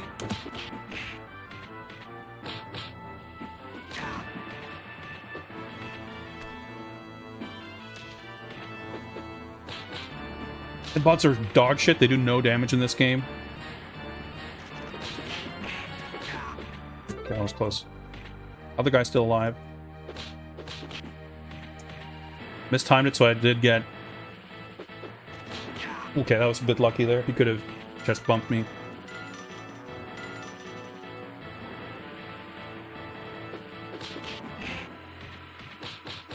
See, that didn't even kill.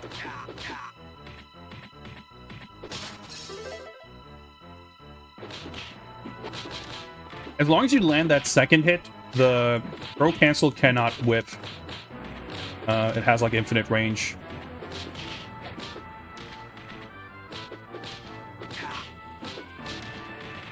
Do that.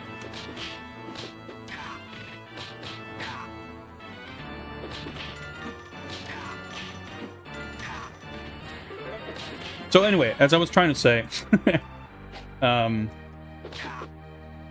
Yu has a really good punch combo. It's got great range. It's pretty fast. And it's only 3 hits. So he gets a knockdown pretty quickly. He doesn't have to stay, punching a dude a bunch of times before he can either knock everyone down or cancel into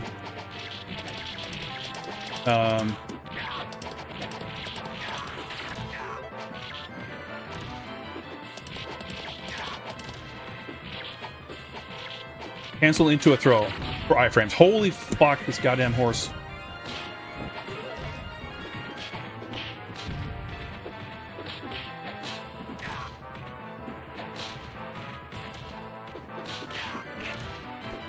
In other words, landing punches like this is like the key to his offense. Know where the boss is? Yeah, I'm just gonna get the horse. Ah. Did I take a death there? Because the beginning of that fight went very poorly. Forgot that I was meant to save states for different stages. Whatever. I got too consumed talking about frame data. That's so fucking funny. Yeah, I don't know what the strategy is to get rid of this. Okay, I guess the horse left. Maybe? Oh, well, I don't know. You don't want him to be on the horse. Yeah, so there's also no, there's no jumping down attacks in this game. About to lose another life.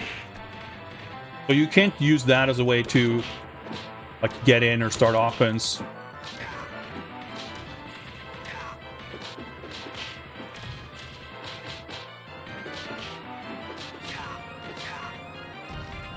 Holding up or down to move, or like, because of the way the combo inputs work in this game, it's pretty easy to accident. Like, you have to learn to only hold up or down for the final hit of the combo. In Final Fight, because of the canceling, it's much easier to just hold up or down as soon as you've landed the first hit, and you won't shift position, and you won't, like, it'll just work out. But in this game, that can make you accidentally take a little step and miss a punch so that you don't get your combo. Well, I'm gonna take things a little bit easy here.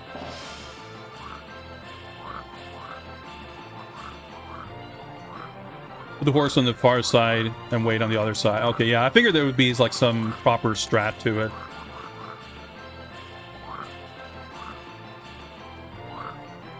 I'm in last place. I gotta still get points for what I do eat. I think the extend was at 100k. Extends usually don't really matter in these games because you're almost bound to get one on your first credit, and then that's it. You don't get more extends. I don't pay too close attention to it. But yeah, basically, Guan Yu has an extremely good punch combo. His jump attack has good range and like infinite active frames. So we can use this for like crowd clearing, but obviously it doesn't set up, you know, anything additional on that particular enemy. But his throw is actually quite bad. Because he... Oh, that's another thing. Like, your frame data is so bad that you actually... Enemies can, like, retaliate pretty quickly. They don't for the most part, but they can. Maybe that's a rank thing where at some point it becomes unreliable to do combos. Did that headbutt accidentally. But yeah, so you can see here his throw. Yeah, that's another reason why you don't want to press too much up or down. Try to anti-air jab him, it didn't go well. The elbow drop is a down-up input. And I think Guan Yu's special move probably is the most vulnerable out of all of them. He has like the longest recovery. Not only is it a long recovery, but he bounces backwards.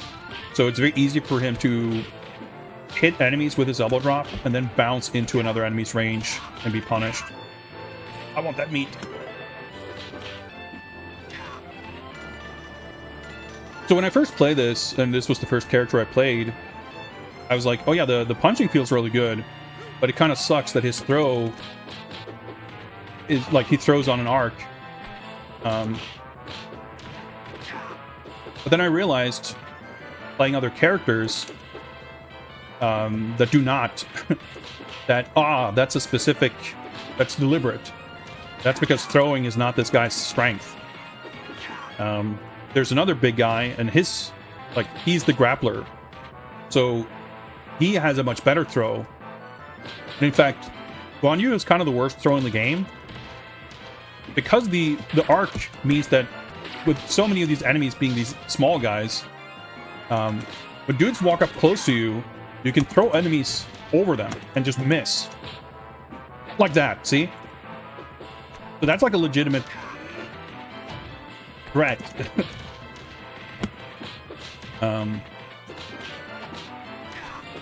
And most of the other characters have a much like lower or smaller throw arc. The archer dude does like a suplex, but the enemies, after knocking them into the ground, they bounce off the ground and still have an active hitbox. Poorly timed meat there. Couldn't have thrown him away. Okay, that's okay damage, but again, I didn't mean to do that move, so... So, again, like, it's one of those things where... I guess I didn't think of it as, like, oh, they fucked up, they accidentally made his throw bad. I didn't think too much of it, other than, like, oh, you know, I kind of wish he threw... Or, like, you know, it's funny that throw can be kind of bad. but seeing other characters having different throws, ultimately, it doesn't even really matter if it's intentional or not. The sum total is that, like, oh yeah, he ends up being the punch guy.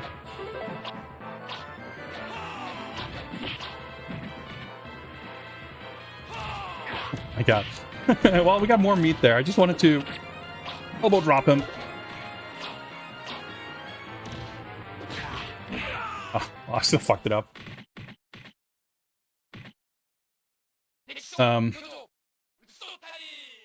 Yeah, like, Guan Yu's throw, I mean, I can't speak to the depth of the strategy of the game, but in terms of, like, ease of use and effectiveness, Guan Yu's throw has, well, I think there's one other character who has the same throw, has a unique ability to miss characters who are standing right in front of him. And the other characters who have lower throws, you know, there might be other differences in terms of speed and whatever, but in terms of that specific aspect, like, they don't have that vulnerability.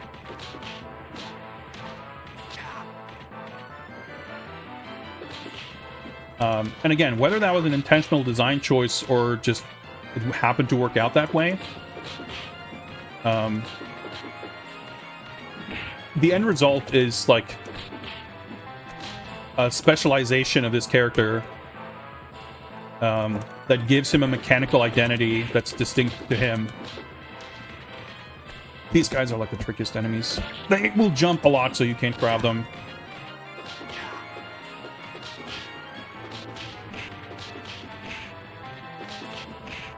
Pretty sure I took a death here last time. Oh, I didn't need to turn around.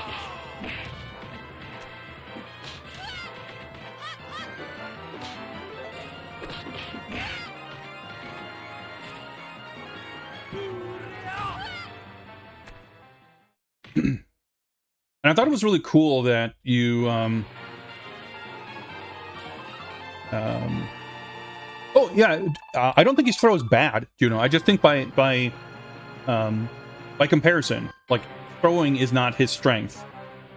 Oh yeah, his jumping throw does seem bad because it has, see there, like, it's got a very small hitbox. Like, for that kind of move, the expectation is that you can, like, use it as a crowd control tool. You can jump into a pile of dudes and just knock them all down, but you can't do that with this.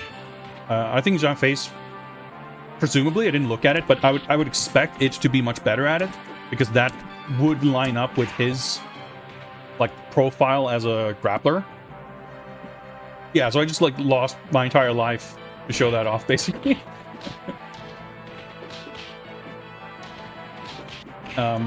And I was just fascinated because I couldn't think of, like, another example that I've ever come across, at least not of what I would expect to be a deliberate design, of, like, a power strength character in a beat 'em up who is not a grappler, who, like, very specifically has weaknesses in grappling but really good punching. I suppose the Tulks in Denjin Makai 1 could be another example, because he's also, like, Guan Yu does not have the turbo jab, right? It's actually a pretty slow punch. I mean, compared to, like, the Punisher's one-frame startup or something like that, at least, right? So he has, like, he still has that kind of slow tank momentum aspect to him, like Hagar. But he's not, like, working towards a grab. Like, yes, the combo throw has iframes, but it doesn't give him extra iframes like Hagar. And it's not, like, specifically better than the regular punch ender, which, as it happens, is actually super good. I'm flustered, so I'm fucking up the inputs.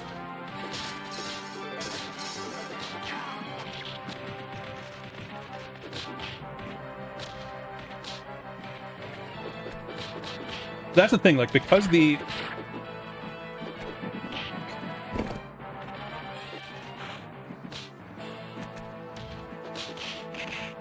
difference in combo inputs in this game, my muscle memory kicks in and I don't do the input correctly. Ah, that was still a pretty decent first credit.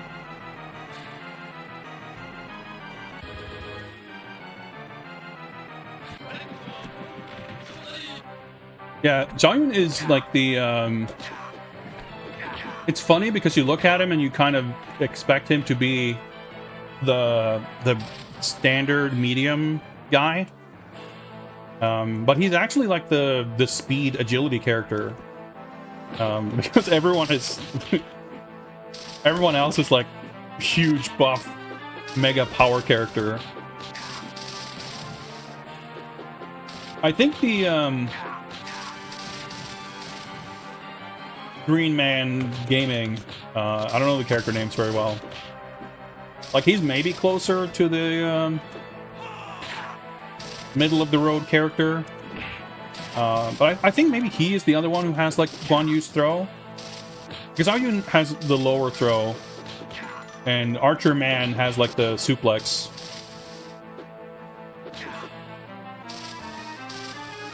So that would make sense.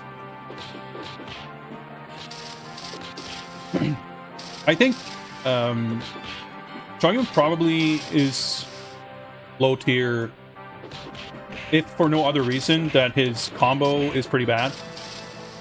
His the third hit of his combo has much shorter range than the second hit, so he can hit, like, the sword has good range, but basically you almost have to do the throw cancel. Like, Guan Yu's throw cancel is fine. Like, you know, you get iframes and everything. He can hit... It's just like, it's got some slight liabilities or weaknesses, but it's not bad. But his regular ender is super good. You know, just in terms of range and hitting with it.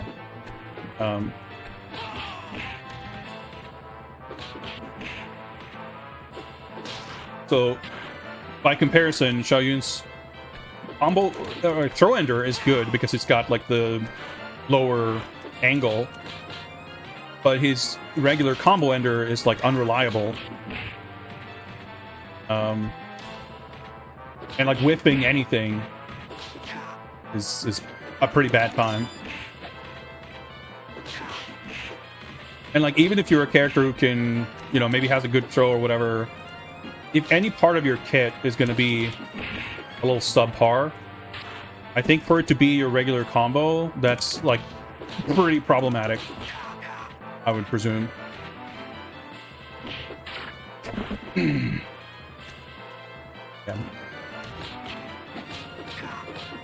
Oh my god, I'm fucking up because I'm doing the inputs wrong.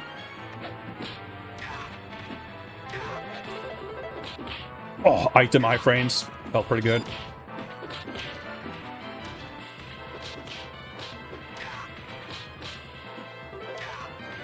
I guess I'll save those in case I need more item iframes.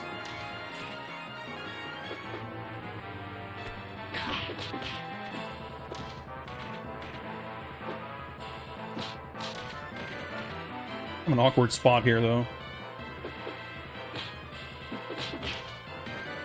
Nice.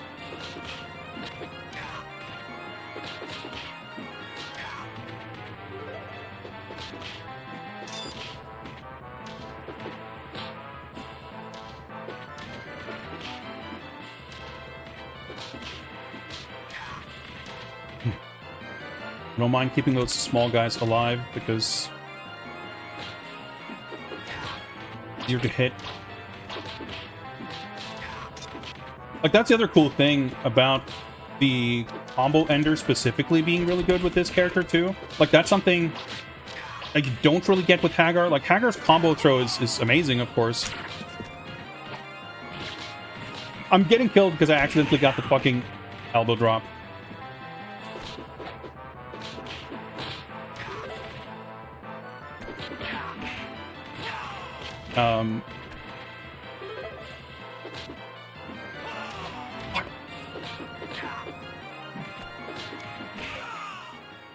that was close. But that's another design I think is really cool. That, like, the combo ender is really good, but in order to get access to the combo ender, you first have to land the combo opener, which is, you know, fine, but not amazing. In fact, Guan Yu probably... I mean, he's big and he's got range, and the hitbox extends a pretty decent chunk beyond his fist. So I would presume, having not looked at hitboxes in this game, he probably has above average range for his jab, but below average speed. And speed is, like, generally the more... You can see the range there, it's incredible. I guess it's not fair to say that speed is more important than range, but in, like, cramped situations, you know, range isn't going to help you if the speed isn't enough. Although, I mean, I don't know, maybe you could argue the opposite. But it's, the ender, I mean, even his second punch has really good range. So his combo gets, like, stronger the further it progresses. Visually, it doesn't really come across, maybe, but as far as I can tell, like, the hitbox on the second attack is significantly wider. And on the ender, it's like, he's already extending his leg really far, he moves forward, but then the hitbox is, like, pretty gigantic, which is awesome. It feels great. See there, like, the fact that that connects, like, there's a kind of a knockback on that first hit, but the second attack's hitbox is such that it will connect. Basically, if that first hit lands, the rest of the combo's good, which is something you want, because when that's not the case, it can feel really bad. Timer's not visible on screen. That's something that's pretty typical for Capcom, and I think some other beat-em-ups. It only shows up... Like, there is a timer, but it'll only show up when it's about to run out, to not, like, clutter the screen. Captain Commando, weirdly enough, doesn't even have a timer, apparently. I was very surprised to learn that.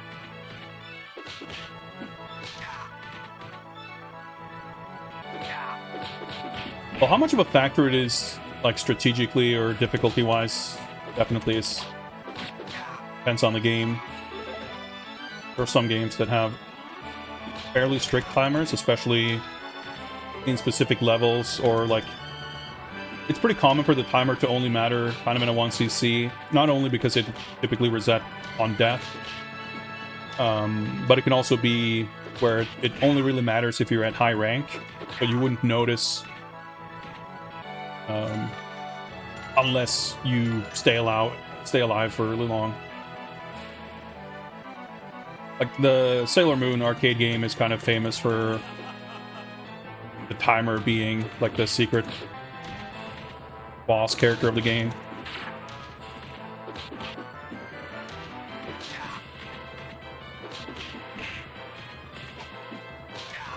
And it's not a beat-em-up, but, like,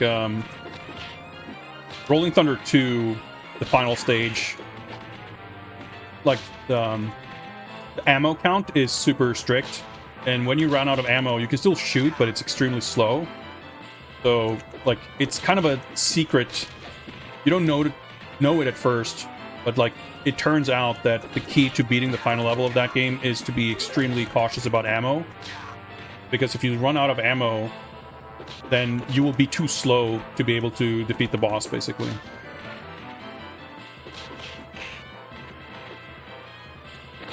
Maybe bosses, timers only show up during bosses in this game. I don't know what the specifics are exactly, but...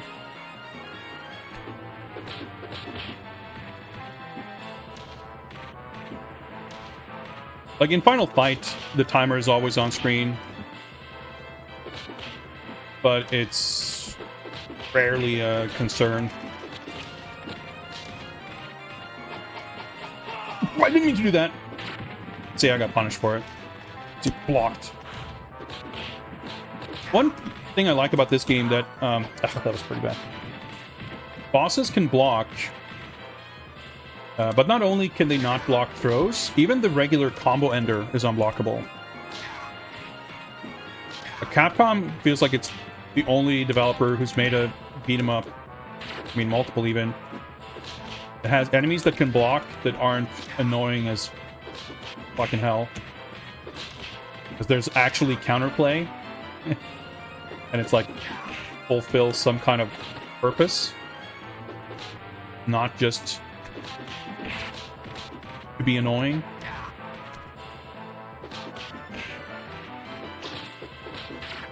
I love that his attacks hit like behind. Oh my god, I didn't.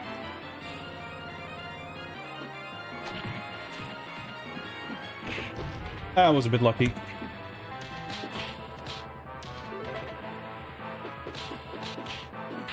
Oh my god. Okay, what happens now? Alright, okay. I'm fine. I got better. I survived. Alright, that's pretty sick. That's interesting. I think I'd heard about this happening in other games, but I wasn't sure if it's a thing here. Like, my dude even made his death noise. But the boss died more.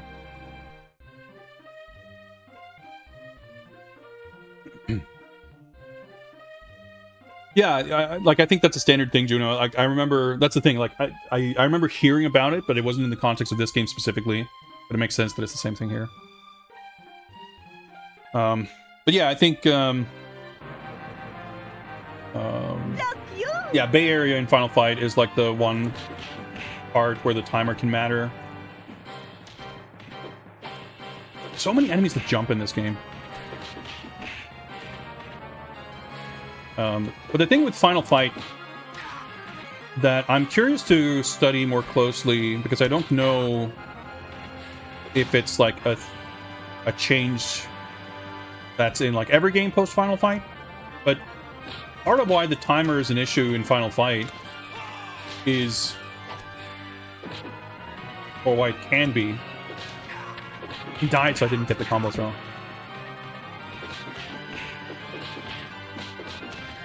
Oh, man, the long-range throw cancel feels so unbelievably good.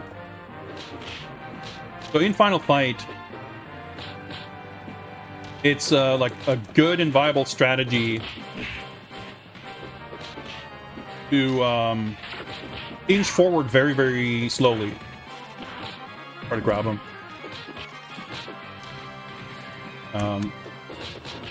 You can kind of bait out enemy spawns one by one, and that's kind of what you want to do in a lot of the game.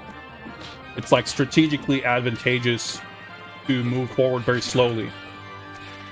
Oh,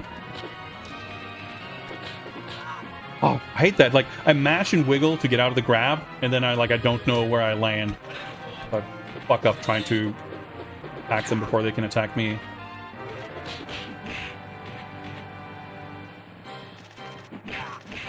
So I learned that in Captain Commando, spawn triggers don't work that way, but rather, anytime there's a spawn trigger, it triggers the entire encounter. This same fucking... Oh, I couldn't have done that. This same thing happened last time. I game over right before the lobster. I just wanted the lobster so bad that I just ate it immediately without thinking.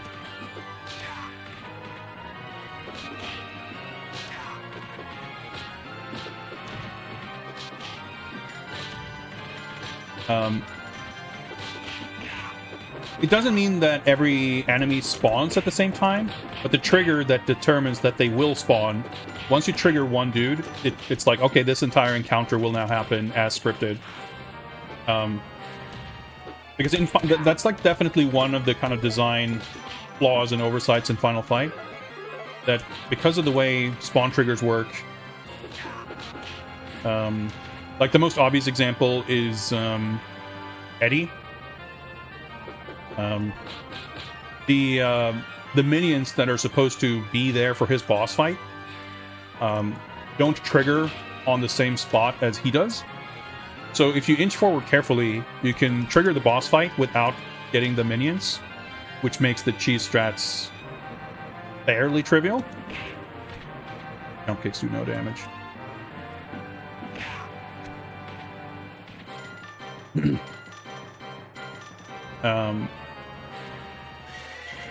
Oh, this... Oh. I was gonna say, this is where we... Spiky dudes. Maybe my favorite enemy character design in this game. Aside from the babes, obviously. All fat guys are annoying to deal with, but they're pretty funny. The barbarian spike armor is just pretty sick. Oh my god. I like their bomb throw animations. Like, funny. Longing for the days of lobster.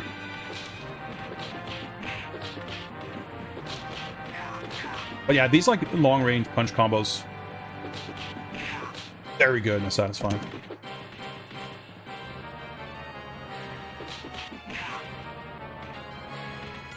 Hello, Noodle. Things going well. We've had a lot of big raids, a lot of new people hanging out, which is very fun. One thing I don't love about this game is that there's so many food items that you have this gigantic, big pile of meat, and it gives you like 40% health. There's like a visual incongruity between the visual volume of food and the amount of health recovery. I mean, obviously you can just learn that. It's not a big deal. Oh, I hate these foreground elements.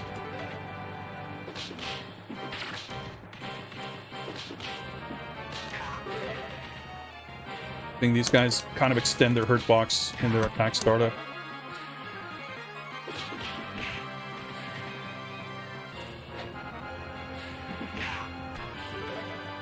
Yeah, a gigantic, like, torso-sized meat on a bone. It's like a light snack for this guy. But yeah, again, I haven't looked at this game in detail to like learn the enemy spawns or anything, but I would suspect that it makes so much sense to change the way the enemy triggers work that it seems like a safe assumption that it's just that's the way it works in every subsequent game. But I mean, I was wrong about how the combos and canceling works, so who knows? Ah! I didn't mean to do that.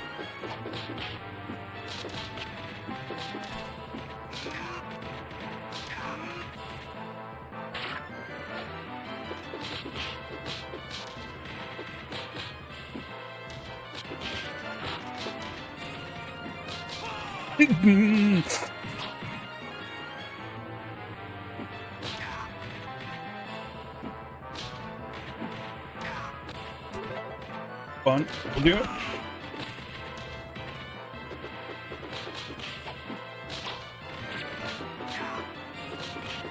Ah! This without dying, I'm pretty sure.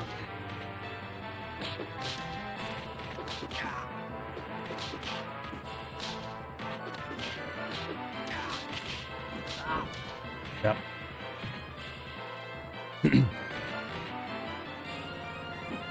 Yeah, I haven't really, like...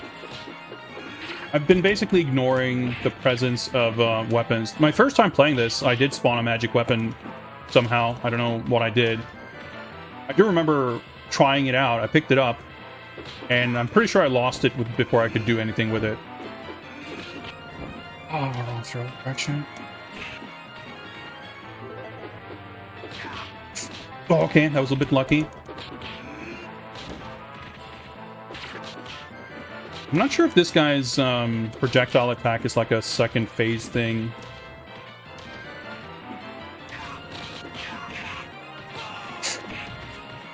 Safe at least. It is interesting, the whole like down up special, which again, like it can be a liability, especially Guan Yu's, which is very unsafe.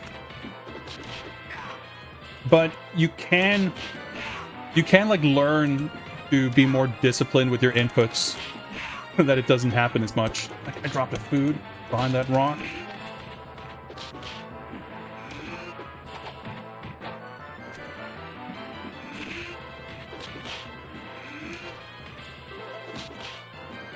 Got him. Okay. Whew.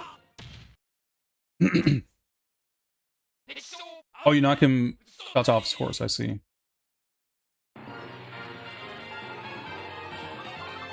Yeah, this feels like a longer stage, because when he shows up, it feels... Some of the stages are short enough that, timing-wise, as far as the rhythm goes, you kind of go, oh, is this the boss fight? But no, he just shows up to summon the Bilbols. And then you do that whole section, and then you get to the boss area. Oh, alright, the bonus stage.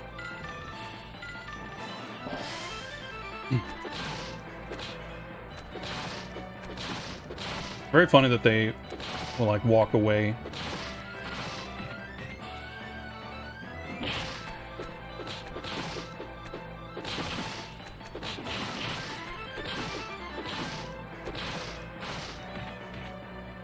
Ah! Fuck. I actually somehow almost got that perfect. That was just that one last... I should have fucking super joyed or something. I think it's, you know, it's an entire discussion in itself, button layout and input commands and how you can do stuff. Because I think a lot of it has to do with... I really love these full screen Defender of the Crown as cutscene visuals. They're very cool. A lot of it comes down to the specifics of, like, the input reader and how, like, good the game is at reading your intentions versus reading your actual literal button presses.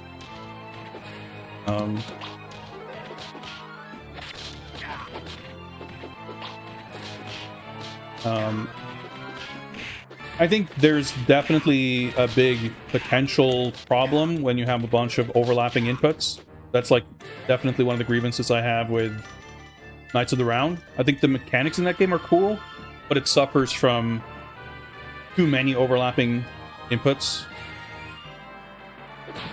So that it's too easy to get something different than what you intended, and when you do, it tends to have, like, bad consequences. Like, yes, I do get the elbow drop by accident more often than I would like in this game, but almost every time it happens, I'm like, ah, right, makes sense. I should have...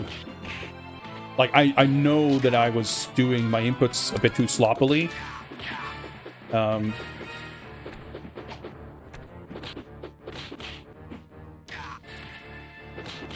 it's a huge difference, too, because the special inputs in Knights of the Round are all one direction.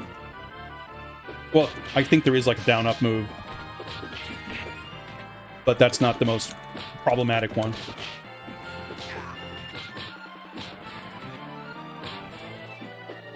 The biggest problem in that game is that you have the block on button plus back.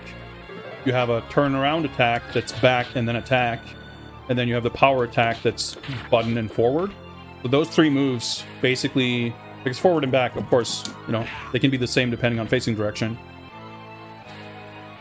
So depending on the timing and depending on the facing direction or circumstance of your character, the same input can result in 3 different special moves, or technically, depending on timing, it could even just be a regular attack. And that's like a lot of different moves with very different consequences, be essentially sharing the same input.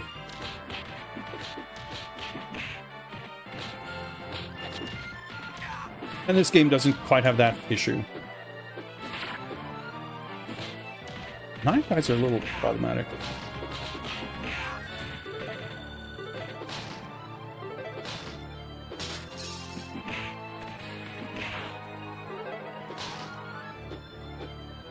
Guy just, like, changed his posture, so I was really curious what he was trying... Well, I was more nervous what he was going to do.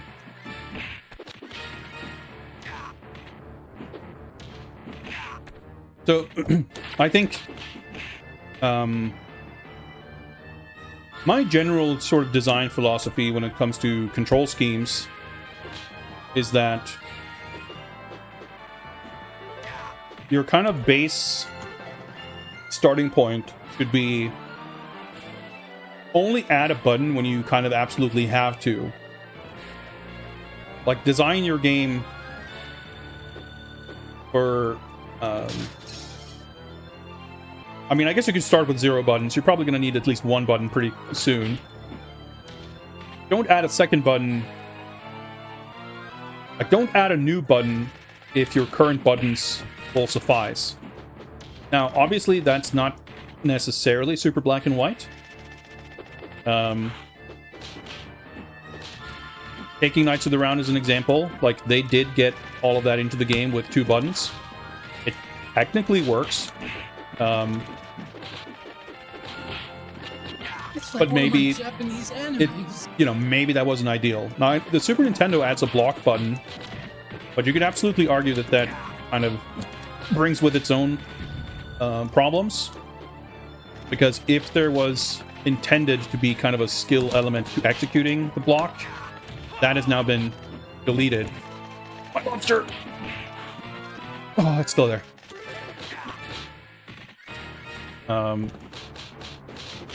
So, that doesn't necessarily mean that if there's one free direction in an existing button, or you can combine buttons, then don't add another. But those are kind of the 2 extremes, right? You can either go crazy creating convoluted button and directional combinations in an effort to avoid adding another button, or you can just add another button as your first instinct without thinking about it. And I think, both are problematic. This game's pretty anime. It's true.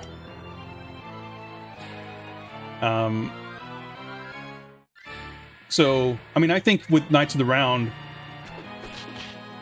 maybe it's not the blocking. Like, maybe the power attack, maybe there could have been a heavy attack button or something. Or maybe you hold the button to do a heavy attack or something. There could have been any number of ways to do it. The problem isn't the blocking doesn't have its own button. The problem is there are too many overlapping inputs. My estimation, anyway.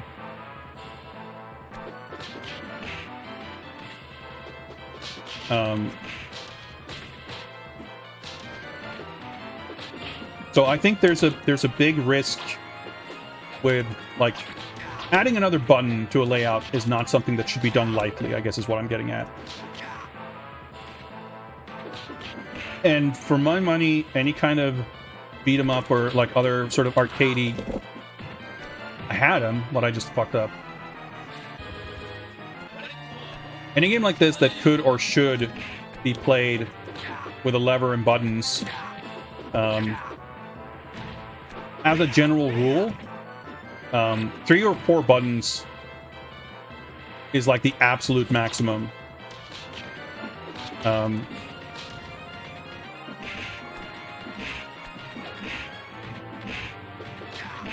Fighting games, oh my god, sort of kind of get around that with a bit of a loophole, which is that if you have like a Street Fighter type layout with 6 buttons, it's basically 2 3-button layouts. Not only with how they're physically arranged. Oh, let's see if we can do that. No! Pretty lucky. We got some lucky kills like that. We're at low or 0 health. Last time we completed this game, it was 8 continues. So I think we're on track to do better than that, at least. Because we had some pretty unlucky deaths last time that were kind of the opposite of that. You die and then you kill the boss in the next punch.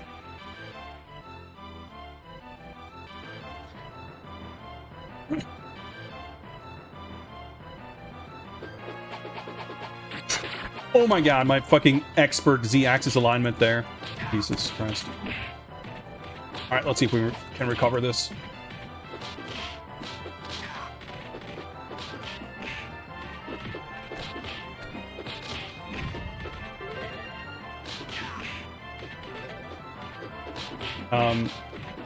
Not only do you have the physical arrangement of 3 buttons in a row, and then another 3 buttons next to them, or below them, but for me at least, a big part of it is the mental mapping of the actions to the physical buttons.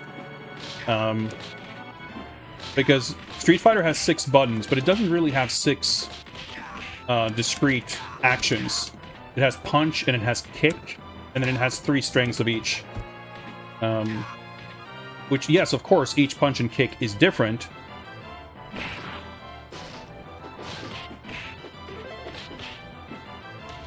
But in terms of keeping track mentally, it takes no effort to think of where medium kick is versus heavy punch. Whereas in this game, to make a perfect analogy or comparison, hoping there'd be health here somewhere. I always get mixed up on my combo enders. Now I'm trying to think of it consciously, and I'm already fucking up because I can't remember. When you end a combo with an up or down input, you get a throw. One of them is forward and one of them is backward. Okay, down is forward. But because there's no conceptual relationship that ties up or down to forward or backward, it's difficult for me to remember which is which. And I often make a mistake with my inputs. So if you have 4 buttons that are 4 distinct, like anything more than 3, really, makes it like a significant hurdle to mentally keep track of which action is which, like which action corresponds to which physical button or location.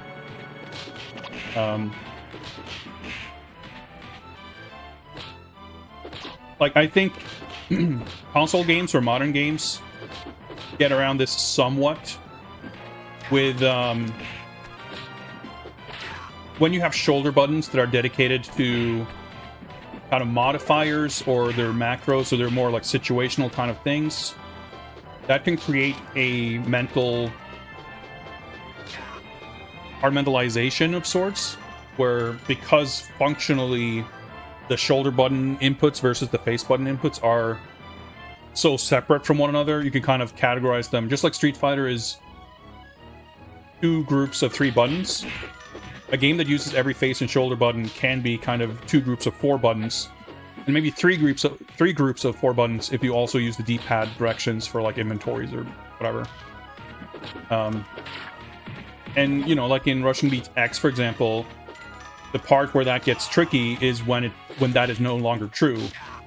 When you have like overlapping similarities in function between a shoulder button and a face button, like it gets very quickly much harder to keep track, and especially in like a pressured situation where you don't want to be thinking consciously.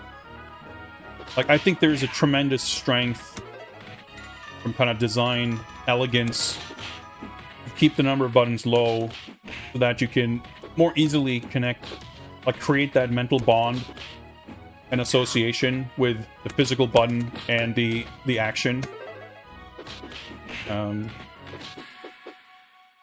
So it like it serves multiple purposes, because I think it's also a matter of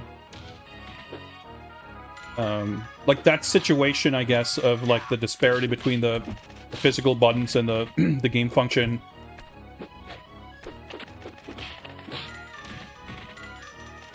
It's like, you know, it's exacerbated by having more physical buttons. It creates more opportunities for confusion. Z-axis range in this is very limited.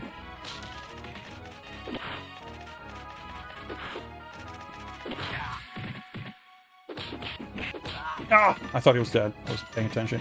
Oh, that's interesting. You can like domino with your own body from getting killed.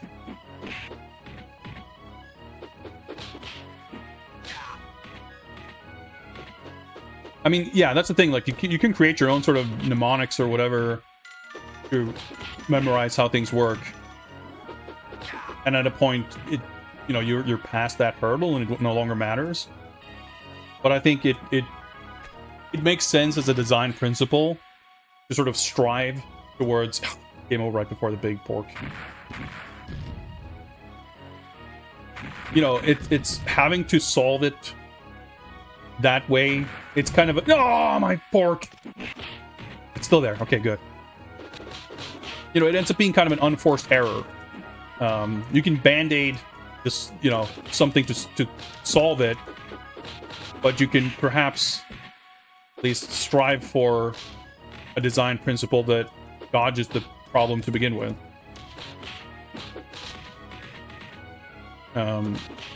So I think having as few buttons as possible is an ideal.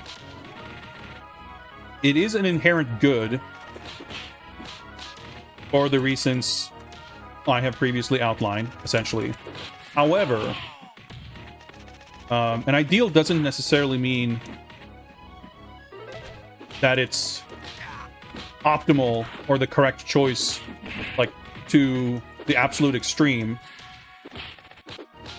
Because, of course, you know, it's an ideal that exists in relation to other ideals, such as don't have weird overlapping moves that make it difficult to perform the intended action. So, you know, you could argue that Knights of the Round stuck very closely to the ideal of keeping button counts low, which from an arcade development standpoint, of course, has another practical purpose of keeping manufacturing costs down and everything. But maybe they should have not gone as far as they did. You know, there's no objective truth. It's, you know, just a matter of opinion, of course, but it's kind of how I look at it anyway.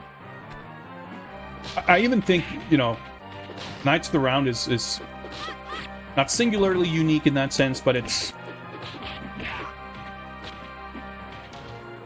pretty uncommon, at least in terms of beat 'em up that I can think of having that particular issue of, like, the control scheme being a little awkward because of too many overlapping inputs.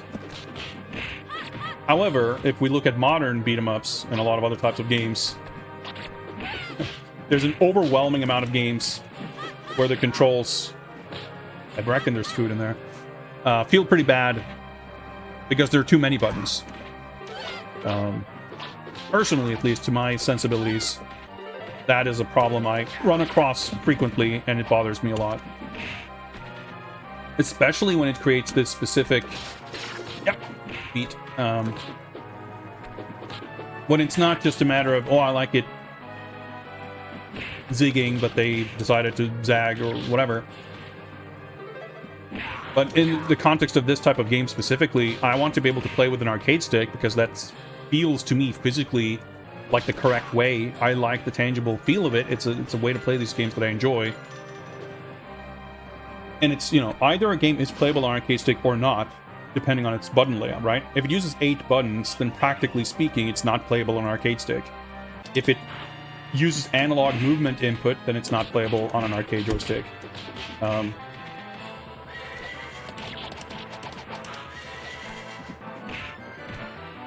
If this works on this guy, I guess.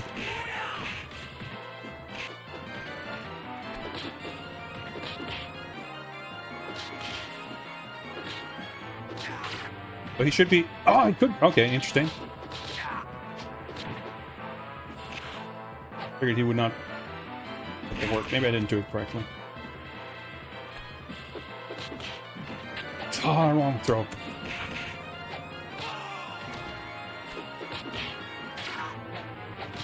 Death.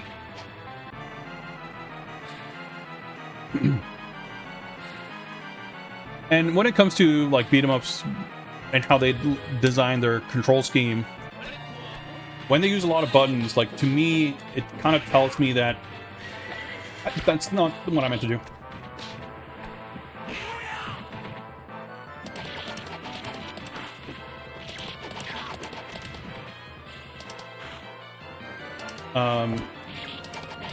Okay, whatever.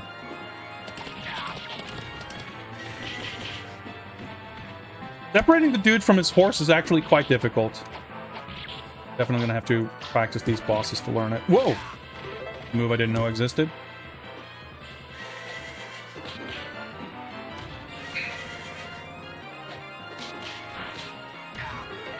Okay, slight bit of recovery here.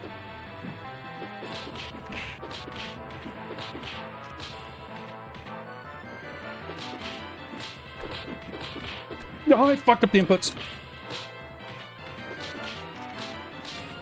Like, the combo throw ender inputs aren't more difficult in this game than in Final Fight. I wouldn't even necessarily say that they're more precise, but that, like, the actual precise way to do them correctly is not the way I normally do them in Final Fight. So it does trip me up. Okay, got a little lucky there. I was gonna say, we kind of want some guys here to make this a little easier.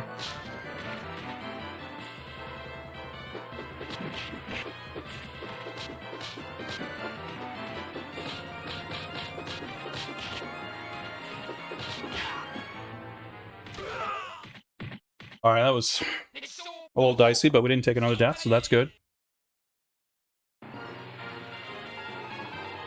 What's up, El Gavati? Man, I could go for a pork bun. I'm getting pretty hungry. We're definitely wrapping up stream after this, because I've been streaming for 4.5 hours. But this is the final stage? Oh yeah, that's right. For whatever reason, this stage just starts with big pork. Thanks for the follow. We had a bunch of new people around here. Always do that, so thanks for everyone who's been hanging out, tuning in, following, and all that. Appreciate it. I just flew right through this thing, huh? Of course, walls and obstacles can be a very strange thing in beat-em-up level design. Create a lot of weird edge cases. I do love that you got like a hitbox behind yourself on this punch. Feels so good. Thank you very much, Myth Weavers. Appreciate it. Go your sleep.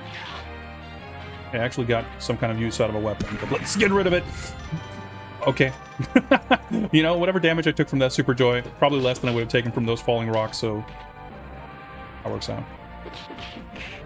Dude, man, Guan Yu's combo feels so fucking good, dude.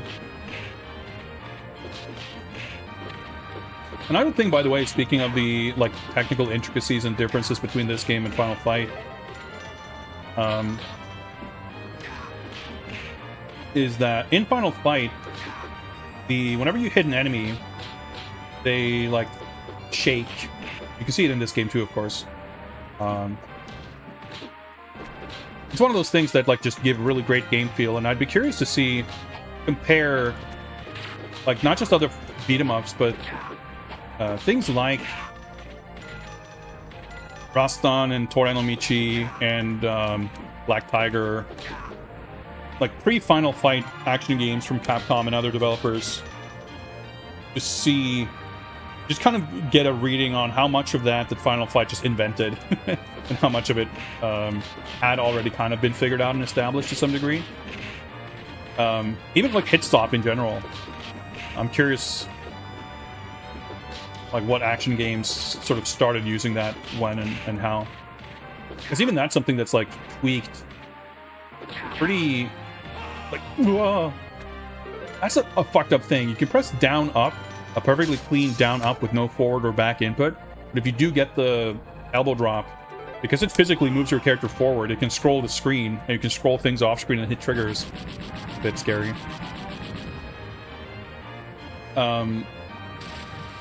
But in Final Fight, the enemies are fully frozen in place during hit stop. The hit spark will animate, but the character is frozen in position, and then after hit stop ends, they shake.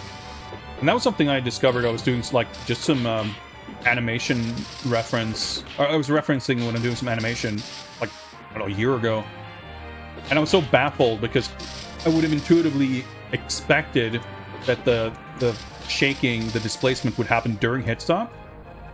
And that is true for many games. That's true for this game, and it's true for I think most like fighting games. So I wonder if that's a thing that they just kind of figured out, and like after Final Fight, that's how they always did it. But the funny thing is, like when you play Final Fight, it doesn't feel weird. Like it's maybe got a slightly different flavor, but again, I wouldn't have been able to identify that was the case. It's one of those things that it's so hard to pick up on in real time. But when you compare things like frame by frame, there's a distinctive difference. And Final Fight also has both longer and more universal hit stop than this game, at least from my limited research. Um, I think Final Fight has like, I forget if it's 6 or 8 frames of hit stop on most things, and then like enemies hitting you has maybe 8, and you hitting them has 6 or something like that. But like the basic combo, jump kicks, super joy, like all of them have the same amount of hit stop.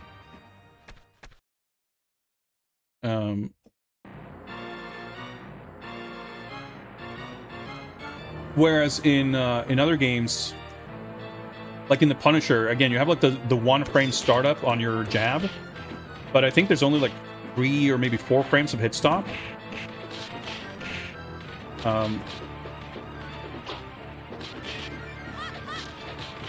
And something I discovered in this game when I looked at it that had me really puzzled is that not only is hit stop different from move to move,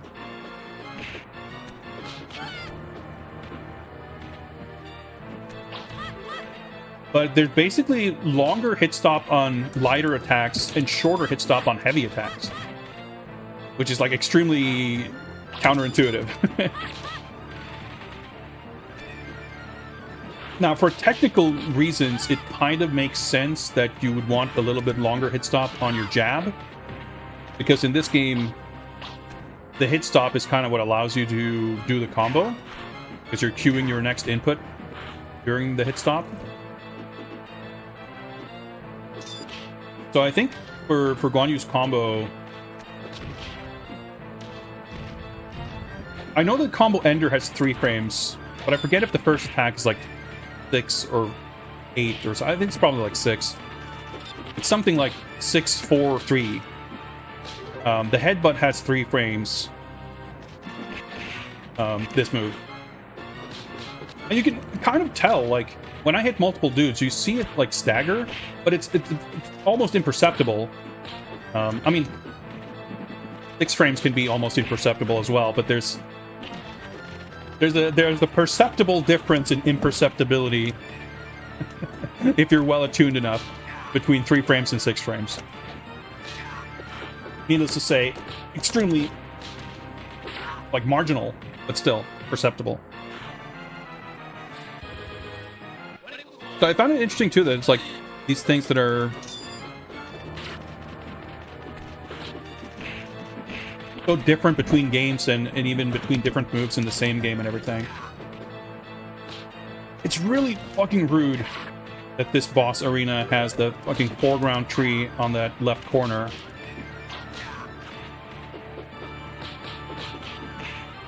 Got a little lucky there that I got the grab and then the combo afterwards.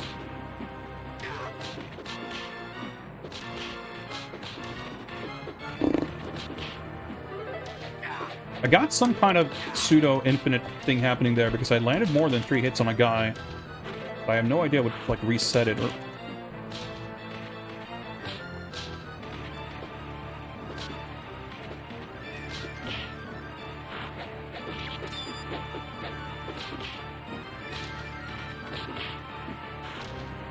I have 1 extra life, so... See, I was lucky that he jumped away, because he would have hit me there for sure. I get it without taking a death. Credit should be fine. I'll land like 2 more hits.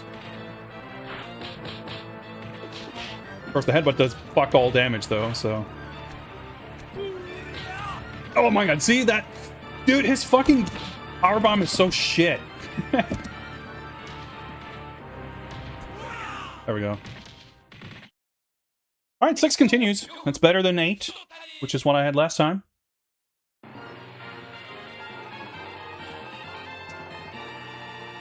Oh, my mashing hand needs a little bit of rest after this. Oh yeah, this game is super fun. Alright, let's kill him this time.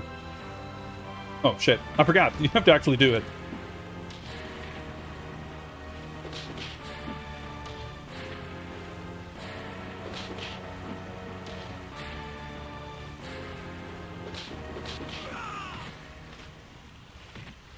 Explode him? Alright, not quite. Alright, we got him. You're forgetting that like it's not a cutscene. You have to actually fight him also.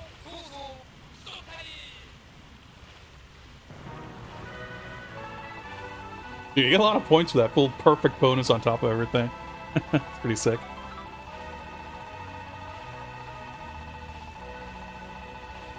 But yeah, dude, I honestly, going back to Denjin Makai 2, I think if I go to my like notes document, I feel like I don't even know what I would write. I mean, it's been a few hours since I played it now, of course, but I've done the same thing in previous streams. I play games, then I go, after I stop streaming, I bring the document up and I spend like the rest of the evening writing down notes. But Denjin Makai 2 is just like so utterly overwhelming that it's difficult to even parse out like what impressions of that game can I even focus on and try to remember. I have to really like dissect it piece by piece and look at footage or something. I don't know. But even that is like a conclusion to draw that I think there's things to learn from that game for sure. It's very cool. You can look at inspiration for specific like little cinematic flourishes and everything. But it gives me a measuring point for like that's just too much. That's maximalism to the game's detriment.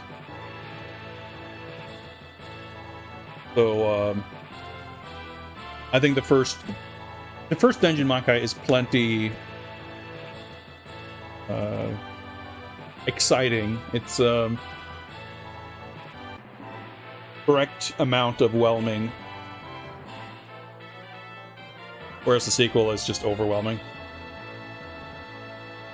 But yeah, you know, I if you're anything like me, which you probably aren't, I would highly recommend studying Capcom beat 'em ups frame by frame, so you can understand its complexities and appreciate the game even more.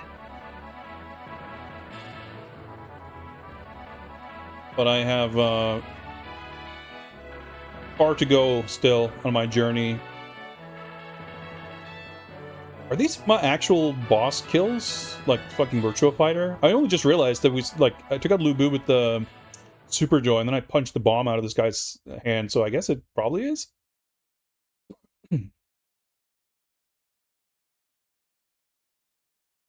Anyway, this game fucking rules. And I'm curious to play. Like, that's the thing. I don't think there really is another Capcom beat 'em up that has a character like Guan Yu. Not that I can think of, anyway. Maybe Schaefer in AVP in a way. Like, I guess it's not the same, but he has like its own. He's also very distinct in that game from the other characters, and he's very kind of grounded and dry compared to some of the others. Of course, that game doesn't feel anything like this because it is kind of more fast-paced and crazier movement, even with Schaefer. But if I think of, you know, the D&D games are such their own beasts altogether. You know, Punisher and Final Fight, I love those games, but they don't have that kind of character. Captain Commando, it's also its own kind of thing. Like, Captain Commando doesn't have a very strong differentiation between the characters mechanically, but the kind of core feel of that game, while different from this, is like feels very good in its own right. Cadillacs and Dinosaurs is a bit closer to Punisher, sort of. Its own thing, yes, but also I don't know that it has. Like that, I guess in that game you just play Mustafa anyway, and his running kick just destroys the game, or you know you kind of want to rely on that. So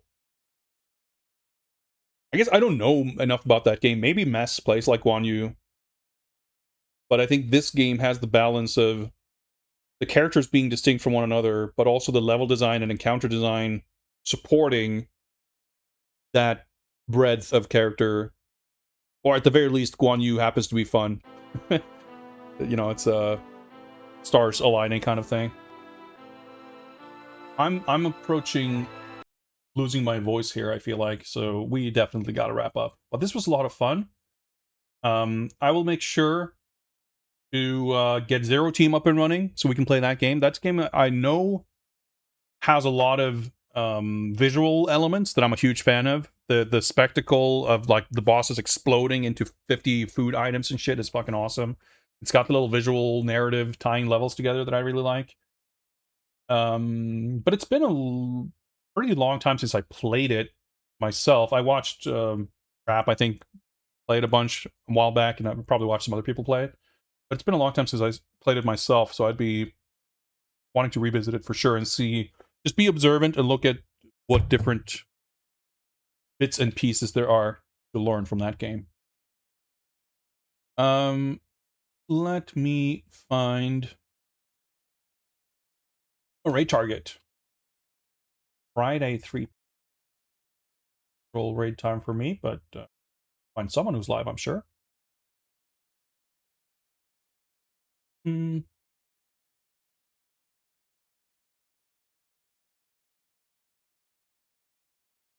Hop on over to Fractal Mind Mike, who's doing more 11th hour, it looks like.